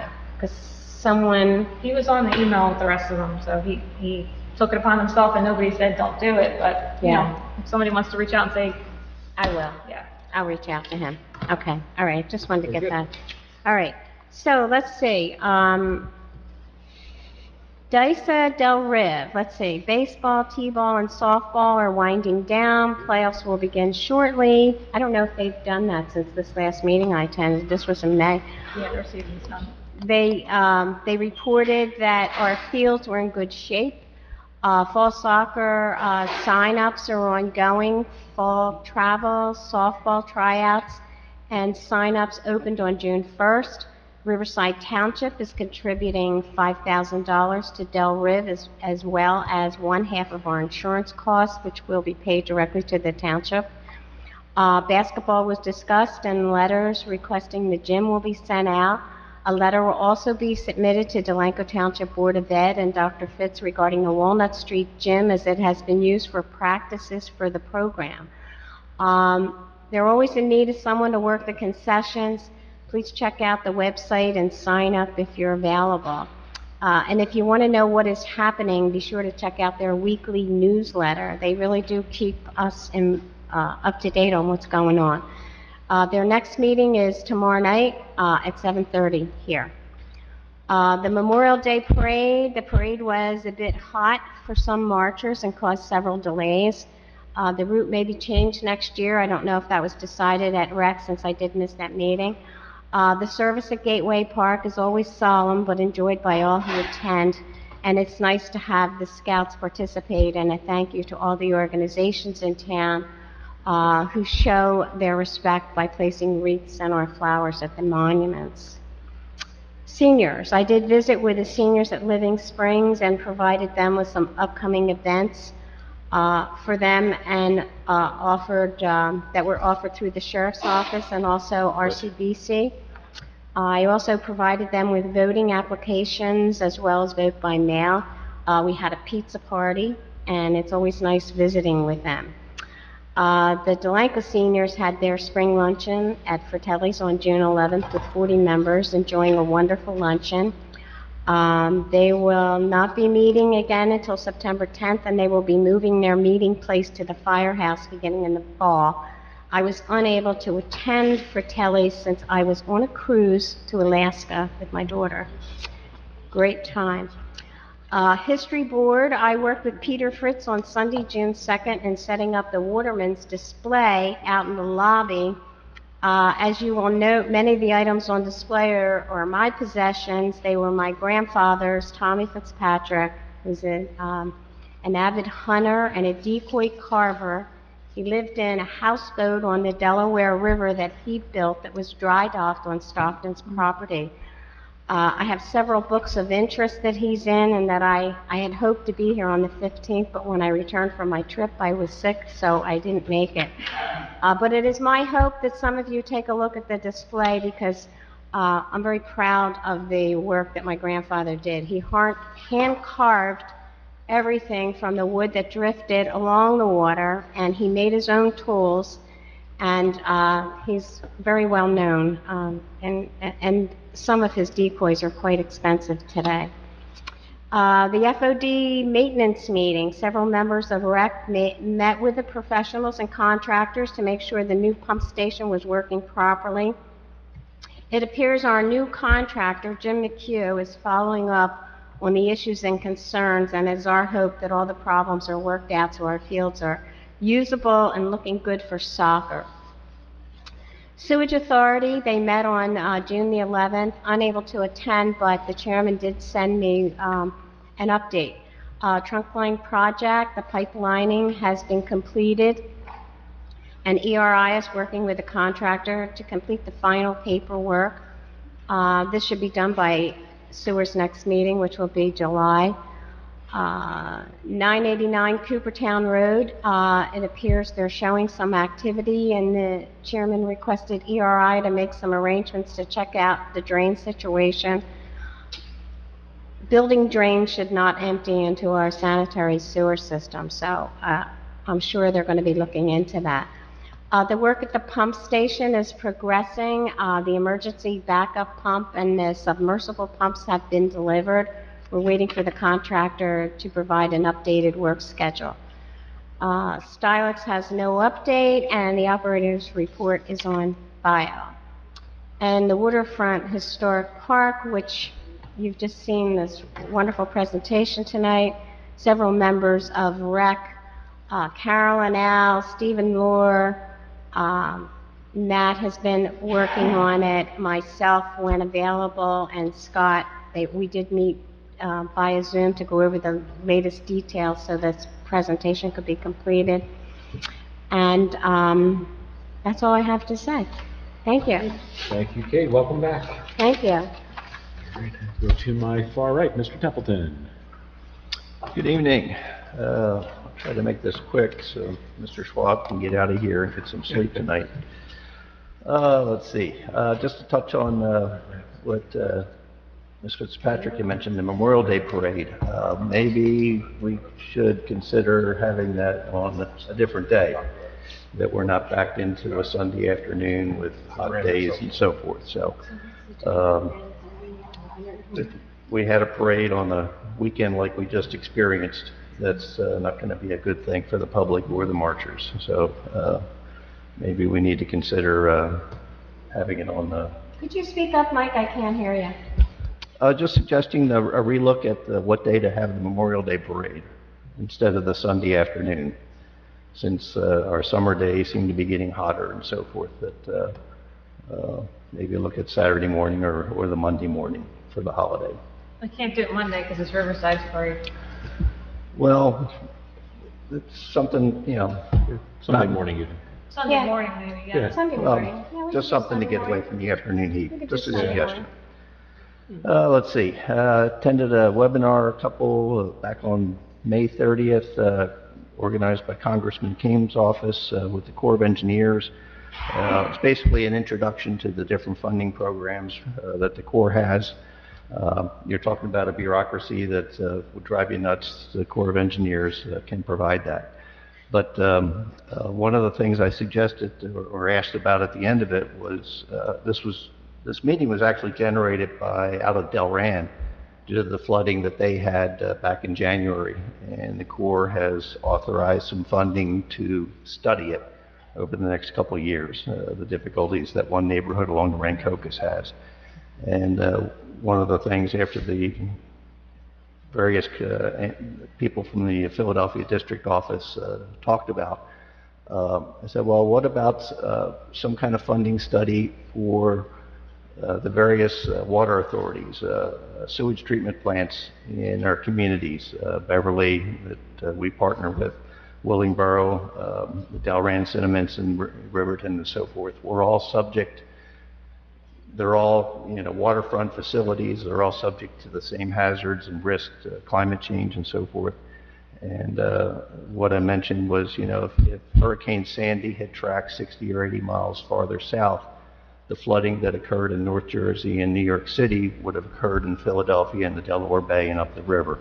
So it's something that actually it got a fair number of good responses from various mayors and people that were on that webinar. So maybe something that'll be the start of something that we can look at hardening the infrastructure or some kind of various funding or studies to elevate some of the hardware that these plants or dikes or things like that.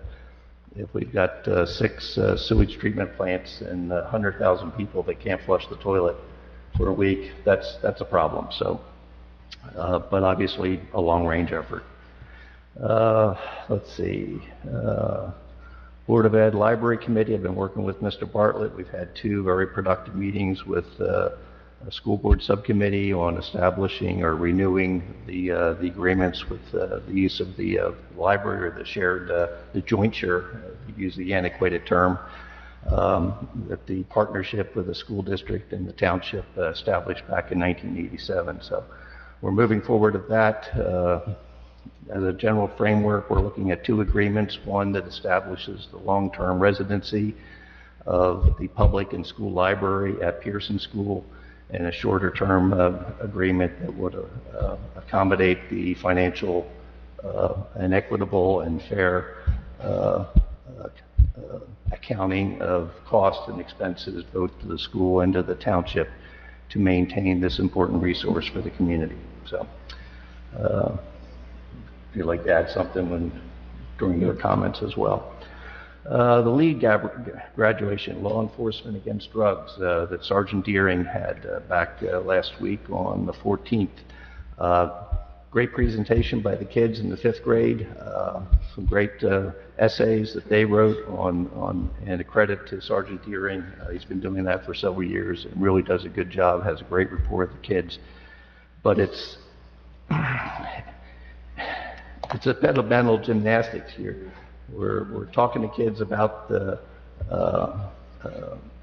steering clear of drugs and addiction issues and things like that, and yet on the other side we've got a state by referendum and municipalities and with cannabis, and municipalities looking at the various levels of cannabis sales from retail and so forth, and it's just kind of a little bit of a head snapper that we're telling kids one thing, and yet walking out the door, someone's walking down the street pushing a baby stroller, smoking whatever. So it's something our society is not quite,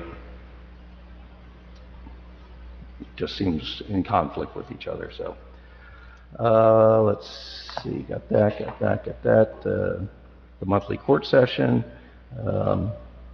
Let's see, been going to the school board meetings and so forth. I really encourage people, whether you've got kids in school or not, attend our school board meetings. Our school district is trying to overcome a lot of difficulties, financial and academic, and it's imperative that the public, our community, be informed as to their state of affairs and what needs to be done to straighten things out. So it's I would hope, well, more questions need to be asked, more questions need to be answered, and people just this is important for our kids, young people in our community. And this is one of the important things the community does, is provide a safe environment and quality education for our young people. And that's fallen short in the last decade or so.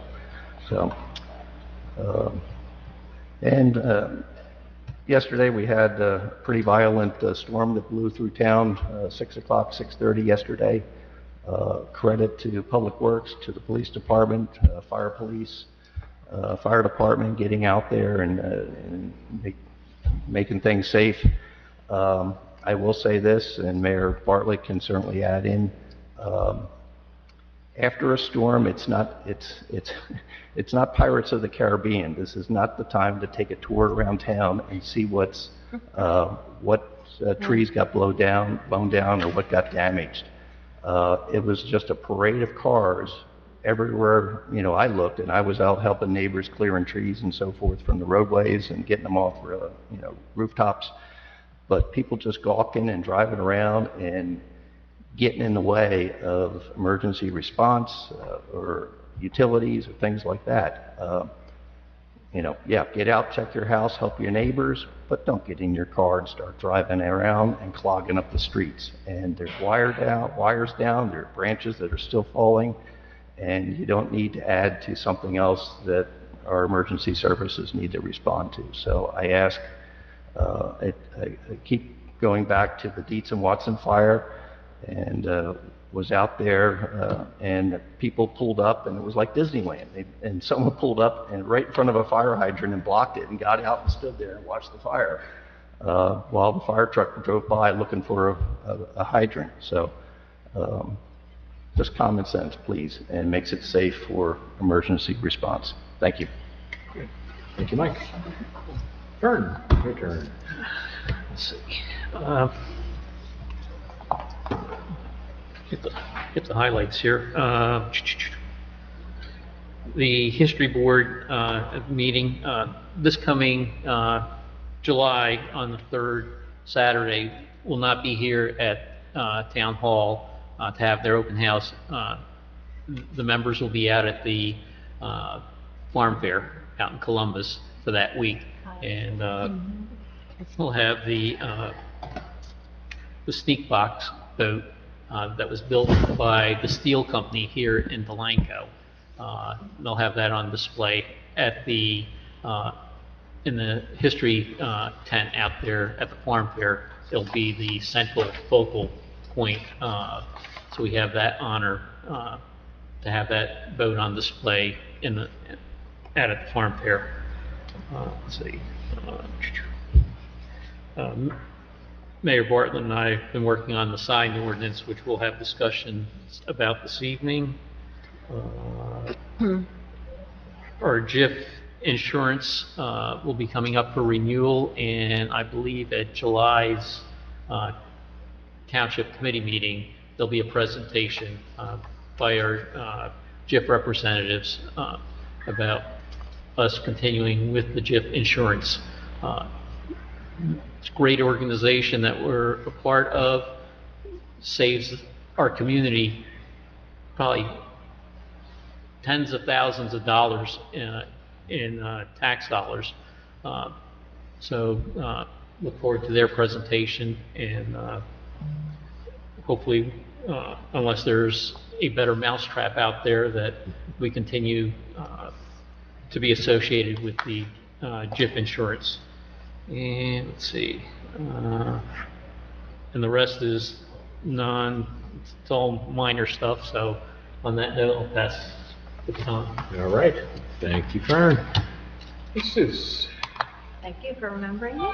Yes, never would forget. Except that last time. Yep. All yours. I attended the Joint Land Use Board. No, I didn't. I did not attend the Joint Land Use Board meeting. There was no applications that evening. I was at the Miracle for Molly event. That is for a young lady in our town battling Rett syndrome. We go every year. It's a great event that fundraises for the cure of Rett syndrome.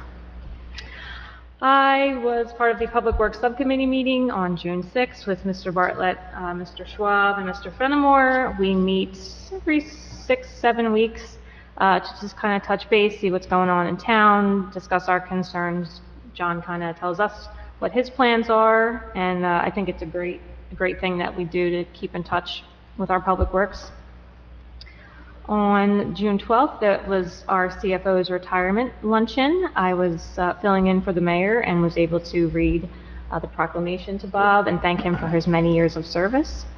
That evening, I attended the Crossings HOA meeting and was accompanied by Mayor Bartlett, Sergeant Deering, Mr. McFadden was there. Cindy had graciously invited us to come out and speak with the residents, address some of their concerns that they had and some ongoing issues that they continue to have with their developer.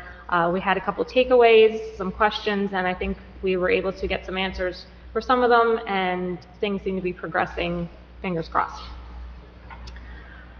The seawall pre-construction meeting, I attended that, was on the 11th. We met with the contractor, a few of us on the committee here, to meet with them to go over what the plans are for the seawall, kind of what our expectations are. There's a whole plan. It was my first actual pre-construction meeting. It was a cool process to see how that goes down. Contractor is really anxious. They seem to be working out there already, clearing the lot, and they will begin their actual pile driving the Monday after 4th of July. So if you don't see any activity down there, that's why. Let's see what else. Recreations meeting was on June 13th. Standard business. The concerts are ongoing right now till mid-September. They did approve the historic waterfront park plan and did officially rename it to Historic Waterfront Park. They also are going to have another movie night. They're going to have their own movie set up now, outdoor movie screen with a projector instead of hiring a company and going through that rigmarole. So September 14th, they're going to have another family movie night, and they actually are going to pair with the police department and host Cookout with a Cop. So the Delanco Police Force will be out there, so make sure you mark that on your calendar. Come out, meet with the officers, have some good food, and then stay for movie night. June 19th was our Code Enforcement Subcommittee meeting that we have every few months with our code enforcement, Erin McFadden and the mayor as well as Richard or Janice. We go over all the outstanding violations, kind of tell us where things are, what process they're in if they're going to court. We talk about our concerns so that the code enforcement can address that, and that's been a very productive subcommittee meeting as well, try to keep our town looking nice and get all the violations kind of taken care of. What else do I have here? This past Friday, I met with Scott via Zoom and Ms. Fitzpatrick and Stephen Moore to discuss the park plans more in detail, figure out exactly what specs we needed, and that was productive. So we seem to be moving right along with that.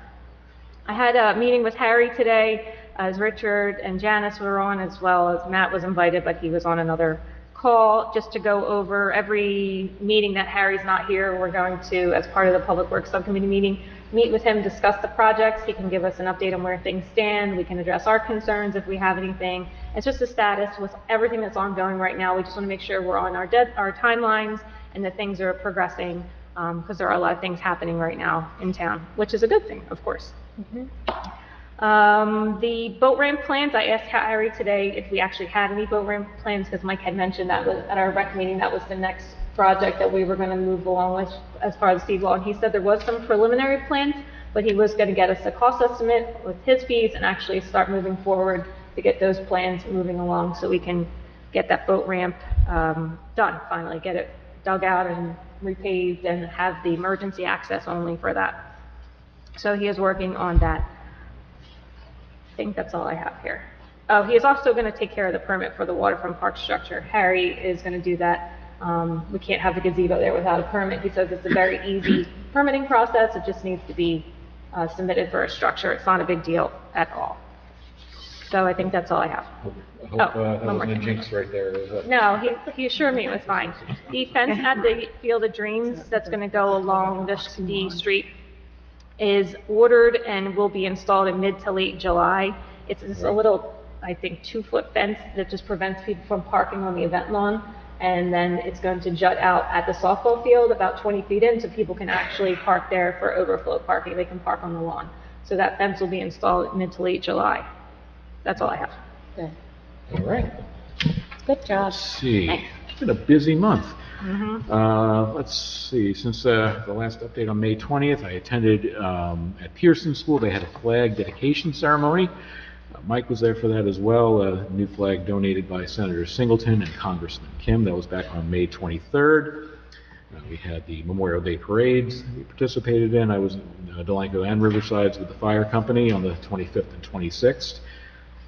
Fire Commission meeting on May 28th. We had normal business.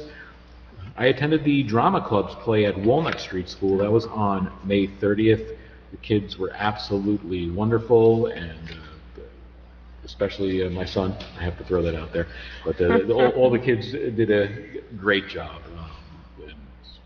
Can't say anything bad about the show. Everyone loved it. I attended our Public Works Subcommittee on June 6th. Met with Fern on the 7th. We went through the sign ordinance. That's later on the agenda tonight. Attended the pre-con for the Zerberg seawall, or the historic waterfront park seawall, on the 11th. And the library subcommittee with Mike that evening. Then we attended the library board meeting afterwards. So it was a fun-filled day. I attended the retirement luncheon for Bob Hudnall. He spent, I think it was almost, 30 years with us? So it's going to 26. be hard. 26, all right. Yeah. Don't want to give him too much there. But he's done great for our town. I forget who I said this to, but he's always in his office back there. We don't need to say, hey, Bob, what's going on with this? It just gets done. You never have to double check what Bob's doing. It just gets done. So he served our town great for the last 26 years. I don't even know he's here. You don't even know he's here until he Yeah. wanders out to use the copier or something. There he is. Hey, Bob. But congrats to him. Later that evening, I attended the Crossings HOA meeting that we were invited to. I attended the 5th grade lead graduation at Pearson School. As Mike mentioned, Sergeant Deering, he does a really good job with those kids. They look up to him, they respect him, and nowadays you need kids to start respecting the law enforcement before they get into older teenagers and young adults, because we see how that works out otherwise. And this program here that Rob does with these students, can't speak highly enough of him. I attended the Delanco History Board's open house on June 15th. I attended our Code Enforcement Subcommittee meeting on the 19th, then the Board of Ed meeting later that evening, and as Mike said, even if you don't have any kids in the district, get your butts out, go to the Board of Ed meeting, know what's going on in this community, in our schools. Every meeting, it's normally the same people there, which is great that everyone who normally goes there is there, but it would be even better if more people go. Learn what's going on in your school district. Same thing here, and I love that everybody's here. It's usually the same cast of characters who come to watch our township committee meeting, except we have some new guests in the front row this evening. Thank you for coming. But we'd love if people come out to our meetings as well, just to learn what's going on in your community. I know we have open access now on YouTube, so you could watch it if you can't attend, but it's always great to attend so you could ask the questions in person, same at our school boards. Where else? And then finally last night we had the big storm run through town, and so did I, doing the preliminary damage assessment for our Office of Emergency Management. We had a lot of down trees, a lot of wires down. We had a resident who lost a gazebo on the Delaware River, which was a shame. So there was definitely a lot through town. I spent a good portion of today on the phone with Public Service trying to get them out there to address the issue on Delaware Avenue over by Cedar and Willow Streets with some primary lines that went down last night that I babysat for an hour while we got that coned off. So it was a busy day trying to get the town back in one piece. We had our Public Works guys out. They were out last night. Every one of them came into work. Thank you to Mr. Fenimore for getting that taken care of last night, to just try to pick up all that brush and tree limbs and everything else that got blown down last night. And again, about 4 p.m. today with the wind that came through for them to pick up again tomorrow. So that was my month in a nutshell. One more thing before we get back to the agenda. We have a proclamation. We were going to read this at the History Board open house for Babe Ruth Day. However, due to the, we forgot. That's the reason we didn't. So I'm going to read this now. This is the Township of Delanco Proclamation 100th Anniversary, which is July 1st, 2024, Babe Ruth Day. Whereas July 1st, 2024 marks the 100th anniversary of that famous day in Delanco history when baseball star Babe Ruth made his mark for all time on our town. And whereas 5,000 spectators, which is just about the number of residents we have in this town right now, came from far and wide to the little town of Delanco the night of July 1st, 1924, to see George Herman Ruth, the Babe, the mightiest slugger of all time. And whereas their hearts tripped hammered in the height of joy when the Bambino clouted the horsehide into the realm of space beyond. Who wrote this? Beyond the top of the right field She did. fence. Janet's good at writing. Good job, Beth.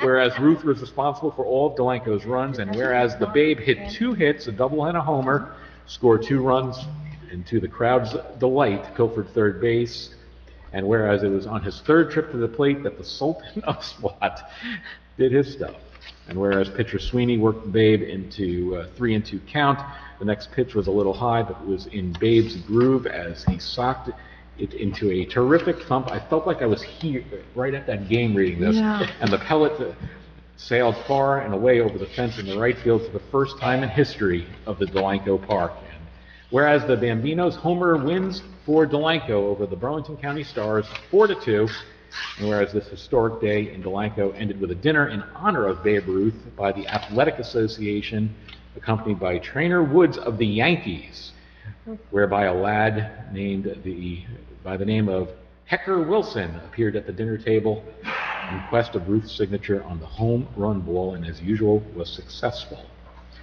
Whereas big days will come and go in the lives of Burlington County sports fans, but Babe Ruth Day in Delanco on July 1st, 1924 will never be forgotten by those who were there. Now therefore be it proclaimed that I, Matthew Bartlett, Mayor of the Township of Delanco and the County of Burlington and State of New Jersey, do hereby proclaim July 1st, 2024 as the 100th anniversary celebration of Delanco Babe Ruth Day, so this historic sporting event will live on in the memory of one of Delanco's finest hours for all to come. So that was a great job writing this, Bev. Okay. I think we used every name. No, she threw it at Bev. I threw it, no, I was just being facetious. Actually, historically, yes, Babe Ruth did play a baseball game here in Delanco, but actually, with some minor edits over the years, this proclamation has been utilized for many, many years. Its original author, if I may, was Richard Mueller. Yes. Dick Mueller. Mueller, yeah. Yep. He was recreation chairman at the time, I think. Oh, yes. When we had the first Babe Ruth Day here, I think I was on recreation then, way back when. Phil, were you on then, when Dick Mueller was the chairman? He was just, you're right. Yeah, He sure. was, I think Dick was considered Mr. Recreation. He started tennis leagues and bowling league, all kinds of things. Everything. And actually, that's the pavilion out at Field of Dreams is named in his honor. So that is to give credit where credit is due. Mr. Mueller, Dick Mueller, is responsible for the writing of that. Responsible in a good way. Yes, absolutely. And he made sure to use every name possible you could give. Everything, Bambino, Sultan of SWAT, and George on Herman Ruth, his full name, the Yeah. Babe. Yeah, a lot of history in that Bambino. proclamation. Well, great job reading it, Matt, because Yes. I felt like I was there watching the game. Yes. So did I. Take me out to the ball game. And there will be a Babe Ruth Day game this year. It's September the 7th, I think. Something like that, September 7th. Yeah. We'll go for that, and it will be the 100th anniversary of the game. So we look forward to seeing everybody out there. Yep. Mayor, I got one item I forgot. Sure. This is the power of one phone call. Back on May 22nd, I had composed a letter I was going to send to the county commissioners and various legislators and mayors of the river towns about the loud noise that comes from Philadelphia from these boom car parties and stuff, mainly down at Pleasant Hill Park on Linden Avenue in Philadelphia, a public park down there. And anyway, wrote this letter and thought this would be a good time. We seem to have a mayor in Philadelphia, Mayor Sherelle Parker, that's very aggressive and focusing on quality of life issues and, trying to direct the limited resources of her city into various things, cleanup or addressing the ATV trail bikes and all kinds of issues that her city is dealing with now. But I thought this was a good opportunity if we could get a coalition of our legislators and county and mayors together and approach the Philadelphia mayor with this. Anyway, I wasn't quite sure what to do with it after I wrote the letter, and I called Senator Singleton's office. His chief of staff is Jennifer Dajian, who I've dealt with for many years, and she's easy to talk to and always, straight shooter. And anyway, I outlined what I had written, and I thought it was a good idea and so forth. And she said, well, let me think about it. So this past week, June 18th, Senator Singleton put out a press release, and there was a joint letter that had the county commissioners and Senator Singleton and Assemblyman Conaway and Assemblywoman Murphy and so forth, all a joint letter to Mayor Parker citing the issue with this loud noise that affects all the river towns and all the way deep into Mount Laurel and Morristown even. You know, she forwarded that press release to me, and I think that got distributed and so forth. And then the next day, the 19th, that was the big story on Action News. It was a front page item there. So, and I got a thank you note later from Jennifer for the idea there, but sometimes a phone call helps. So anyway, hopefully something will be addressed, and Mayor Parker in Philadelphia can, you know, it's just like an officer pulling someone over for speeding. It tends to have a much greater impact than that individual citation. That people see someone gets nabbed or gets a citation or not, but you see that a cop's pulled over and the lights are flashing and said, I'm going to slow down there, and I'll probably do that next week too. So anyway, just wanted to toss that out, and that's... I certainly hope there is some light to the end of this tunnel, because Cinnaminson Chief Rich Calabrese has attempted to get this taken care of with the Philadelphia Police Department. 5 years. Yeah, at least. Retired chief. And I said retired. Calabrese. Yeah. I think He just retired. Yeah, he just retired last month. There you go. Yep. It's been in the inquiry. Palmyra deals with it all day long. People from Palmyra call the 15th all day long. I call. Yeah. I've called. I can't tell you how many times, but they have reported it in the Inquirer, the letter that was sent, and the mayor's received it. So, I mean, they're working on it. Let's see if they do success something. they have. I think it's hopefully a good thing. All right. You know what? You throwing one more thing in reminded me I have one more thing. We've been dealing with this bridge flooding for God knows how long now. I noticed during my drive over the weekend that the county just started installing road flooded signs in Riverside. Wait for it, Mike. Right in front of the watch case building, just before you get to the flooded road. And they also just put the posts up in Delanco. The signs aren't on it yet, but it's the same posts. Right at the crossing at Lou's Deli and right at the bend by the flashy light. So basically, behind a tree. You can't But see it. basically, they put it where it doesn't need to go. It should be back by the traffic light to divert traffic down Coopertown Road, or Cooper Street, so you don't go to the bridge and go through the residential neighborhood. Yeah. But Did they talk to apparently, you guys about that? You didn't know about it, right? Chief met it, I don't know. We didn't know. no. He may have, I don't know. Yeah, it was, no, I spoke to the chief on Friday, he didn't know about They it just either. do what they want. And basically, the county just helped us out by doing what they do best. So I wrote an email to Joe Brickley of the county engineer's office today to see if they could put it where it actually should belong, in the area of the BP gas station in each direction to send cars either up Burlington Avenue or down Cooper Street. So we'll see where that goes. So were they doing it today? I saw them on Burlington Avenue today. I didn't see them out today. They had the posts up on I saw them over the on Burlington weekend. Avenue today, and I wondered what they were doing. There's been a lot of people in Burlington. The public No, service was out. it was the the county. It was the county. I haven't driven down that part today. It was Burlington Avenue. I've lived on Delaware Avenue today, so it's, Literally can't see it until you Yeah, come up on it. What's it because say? it's behind a tree. Road right? flooded. Yeah, road flooded when flashing or something, right? yeah, road flooded one flashing. So when you get to the bridge, it's going to be closed. You'll know it's because the road was flooded. And then you have to turn at Lou's real quick, or you have to turn at Rancokus. Right. So it made no sense. You'll know by the time you get there because you'll see the cones anyway. Yeah. So it should have been way back. So Yeah. Oh, well. we'll see if we can get this fixed. Common sense. More, Not so common. All right. Consent agenda items. Consent agenda items are considered to be routine and will be enacted with a single motion. Any item requiring discussion will be removed from the consent agenda. All consent agenda items will be reflected in full in the minutes. Does anyone have any questions or need anything pulled from the consent agenda? No. No. Very short tonight. All right. Excuse me. Resolution 2024-98, disposal of out-of-service office equipment.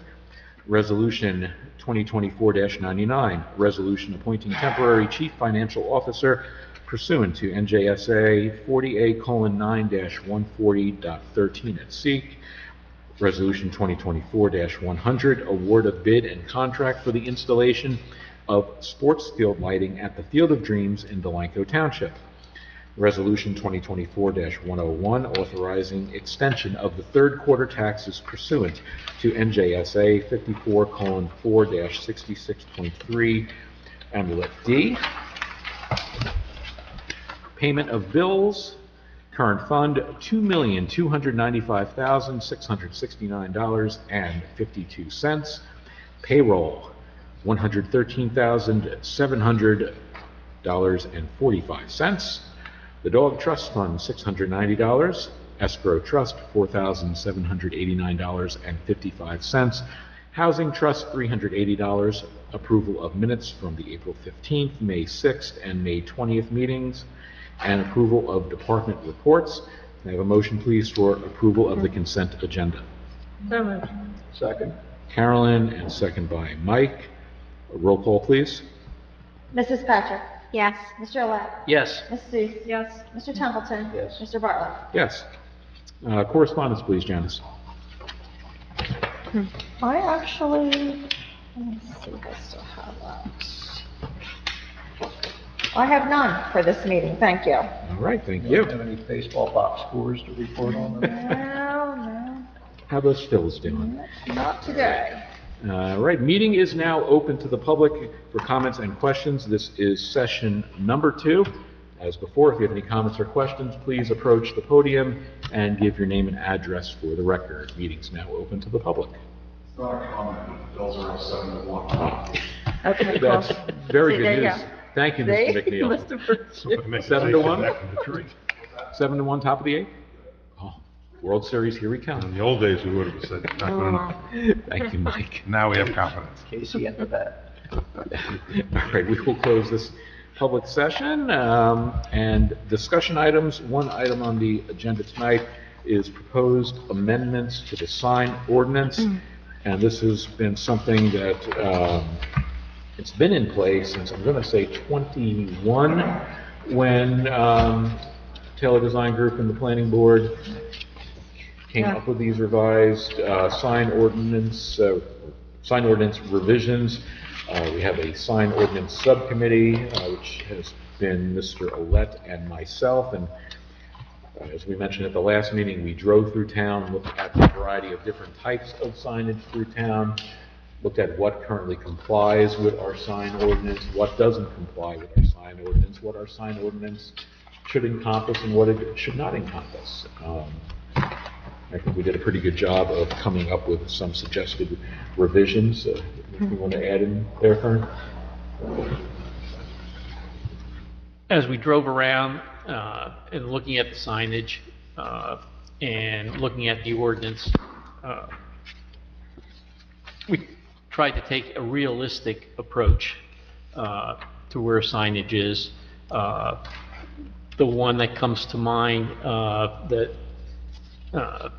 something as simple as we're not supposed to talk politics, but we have political signs that come out at election day or election time, and how we handle those. There's a 10-foot setback, and then different setbacks for different signage. As we went through the ordinance, we tried to streamline everything to 7 feet, and number of signs, what makes sense, what doesn't make sense.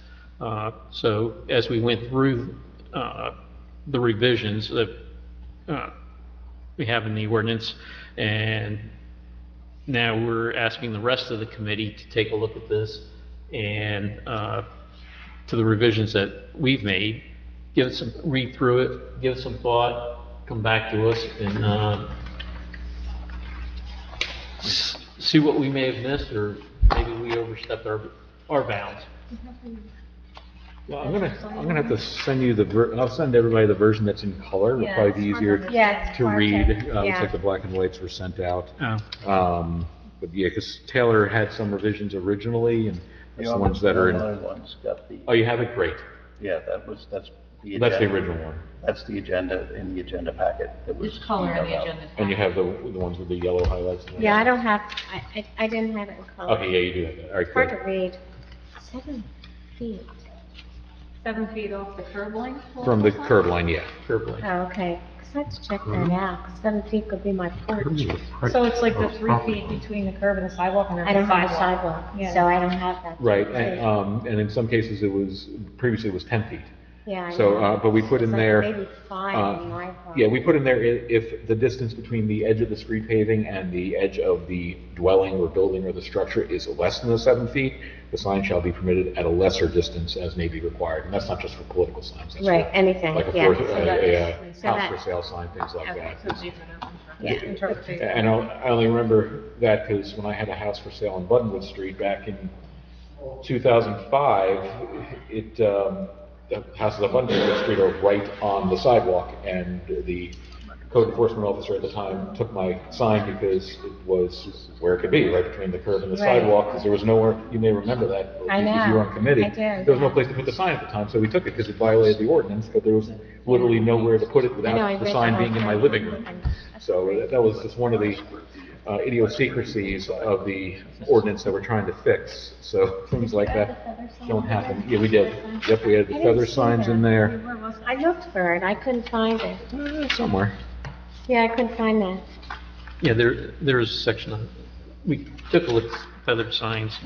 Did it come up underneath awnings? Or- Oh, was that considered under the awnings? It might be. It's not an Here it is. awning. No, it's in, Yeah, I couldn't find no, it. number 5, the exemption,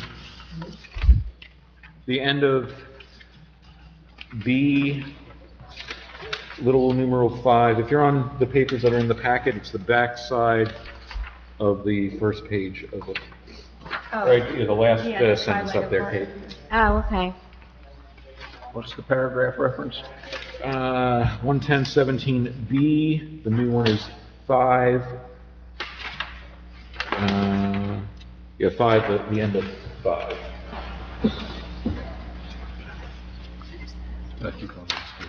Right there, right at the end of it. Highlighted in yellow.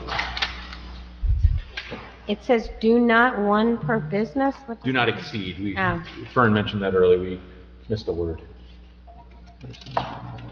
And if they're in a corner situation, couldn't they have one on each? Yep, that's what it says there, 1 per Okay. business per street frontage.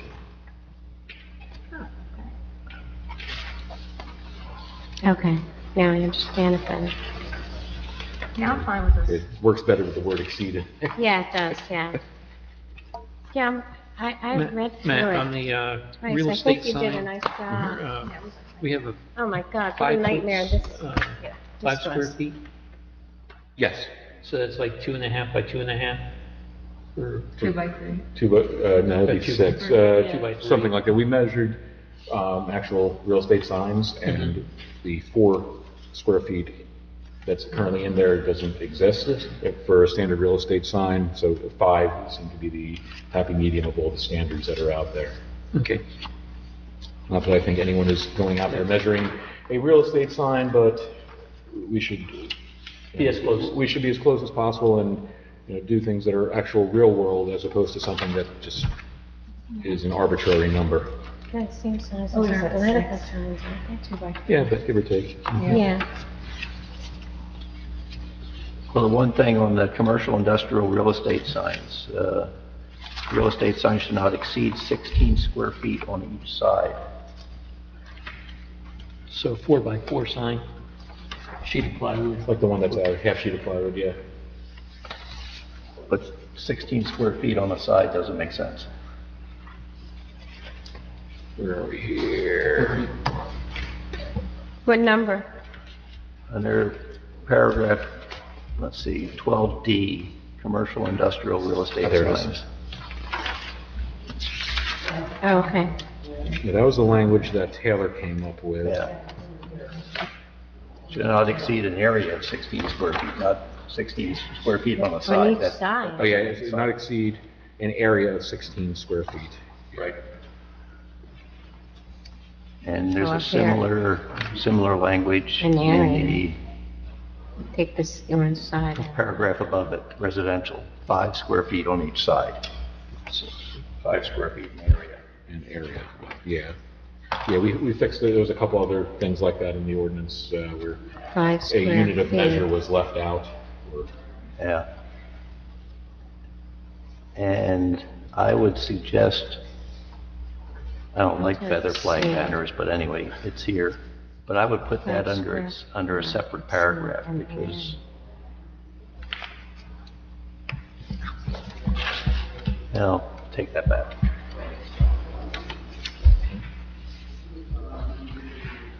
and then, just so you're aware, the numbering of the new paragraph numbers, I just couldn't get into edit in Word. It's the, like, for example, the no sign other than street traffic, that it's not 7, it's little 6. It'll be, You had trouble editing in Word? with the automatic numbering, yes. No, it's Nor- a nor- pain. It Oh my really God, is. it's awesome. It'll be perfected in the final version. I'll get my left hand out. All right, we'll look at it All right. and forward our comments. Very good. And just for procedural wise, once we have it in procedure wise, we tried to say, once it's in final form, Janice, we would refer to the Joint Land Use Board for consistency, correct? Or send it back to them with our, since it originated from them? Well, the consistency review is after you introduce the ordinance, Okay. officially, and it's, would go for, if it qualifies it, for master plan consistency review. So, but if you wanted them to review it before you introduce it, you can just send it back to them Yeah. formally.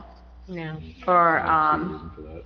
you know, they did this. 'Cause they came up with it, we Right. fixed it. so what you would do, if you didn't want to do that, you would, when you're ready to introduce, this has to be put in the, Ordinance form. ordinance form. You would introduce it on first reading by title only, set a public hearing date, and then what provision? So you are, yes, it would have to go to the Joint Land Use Board for a consistency review. Right. And that would have to happen prior to the second reading and public hearing and then So we'll adoption. work on the timing of that and figure Right.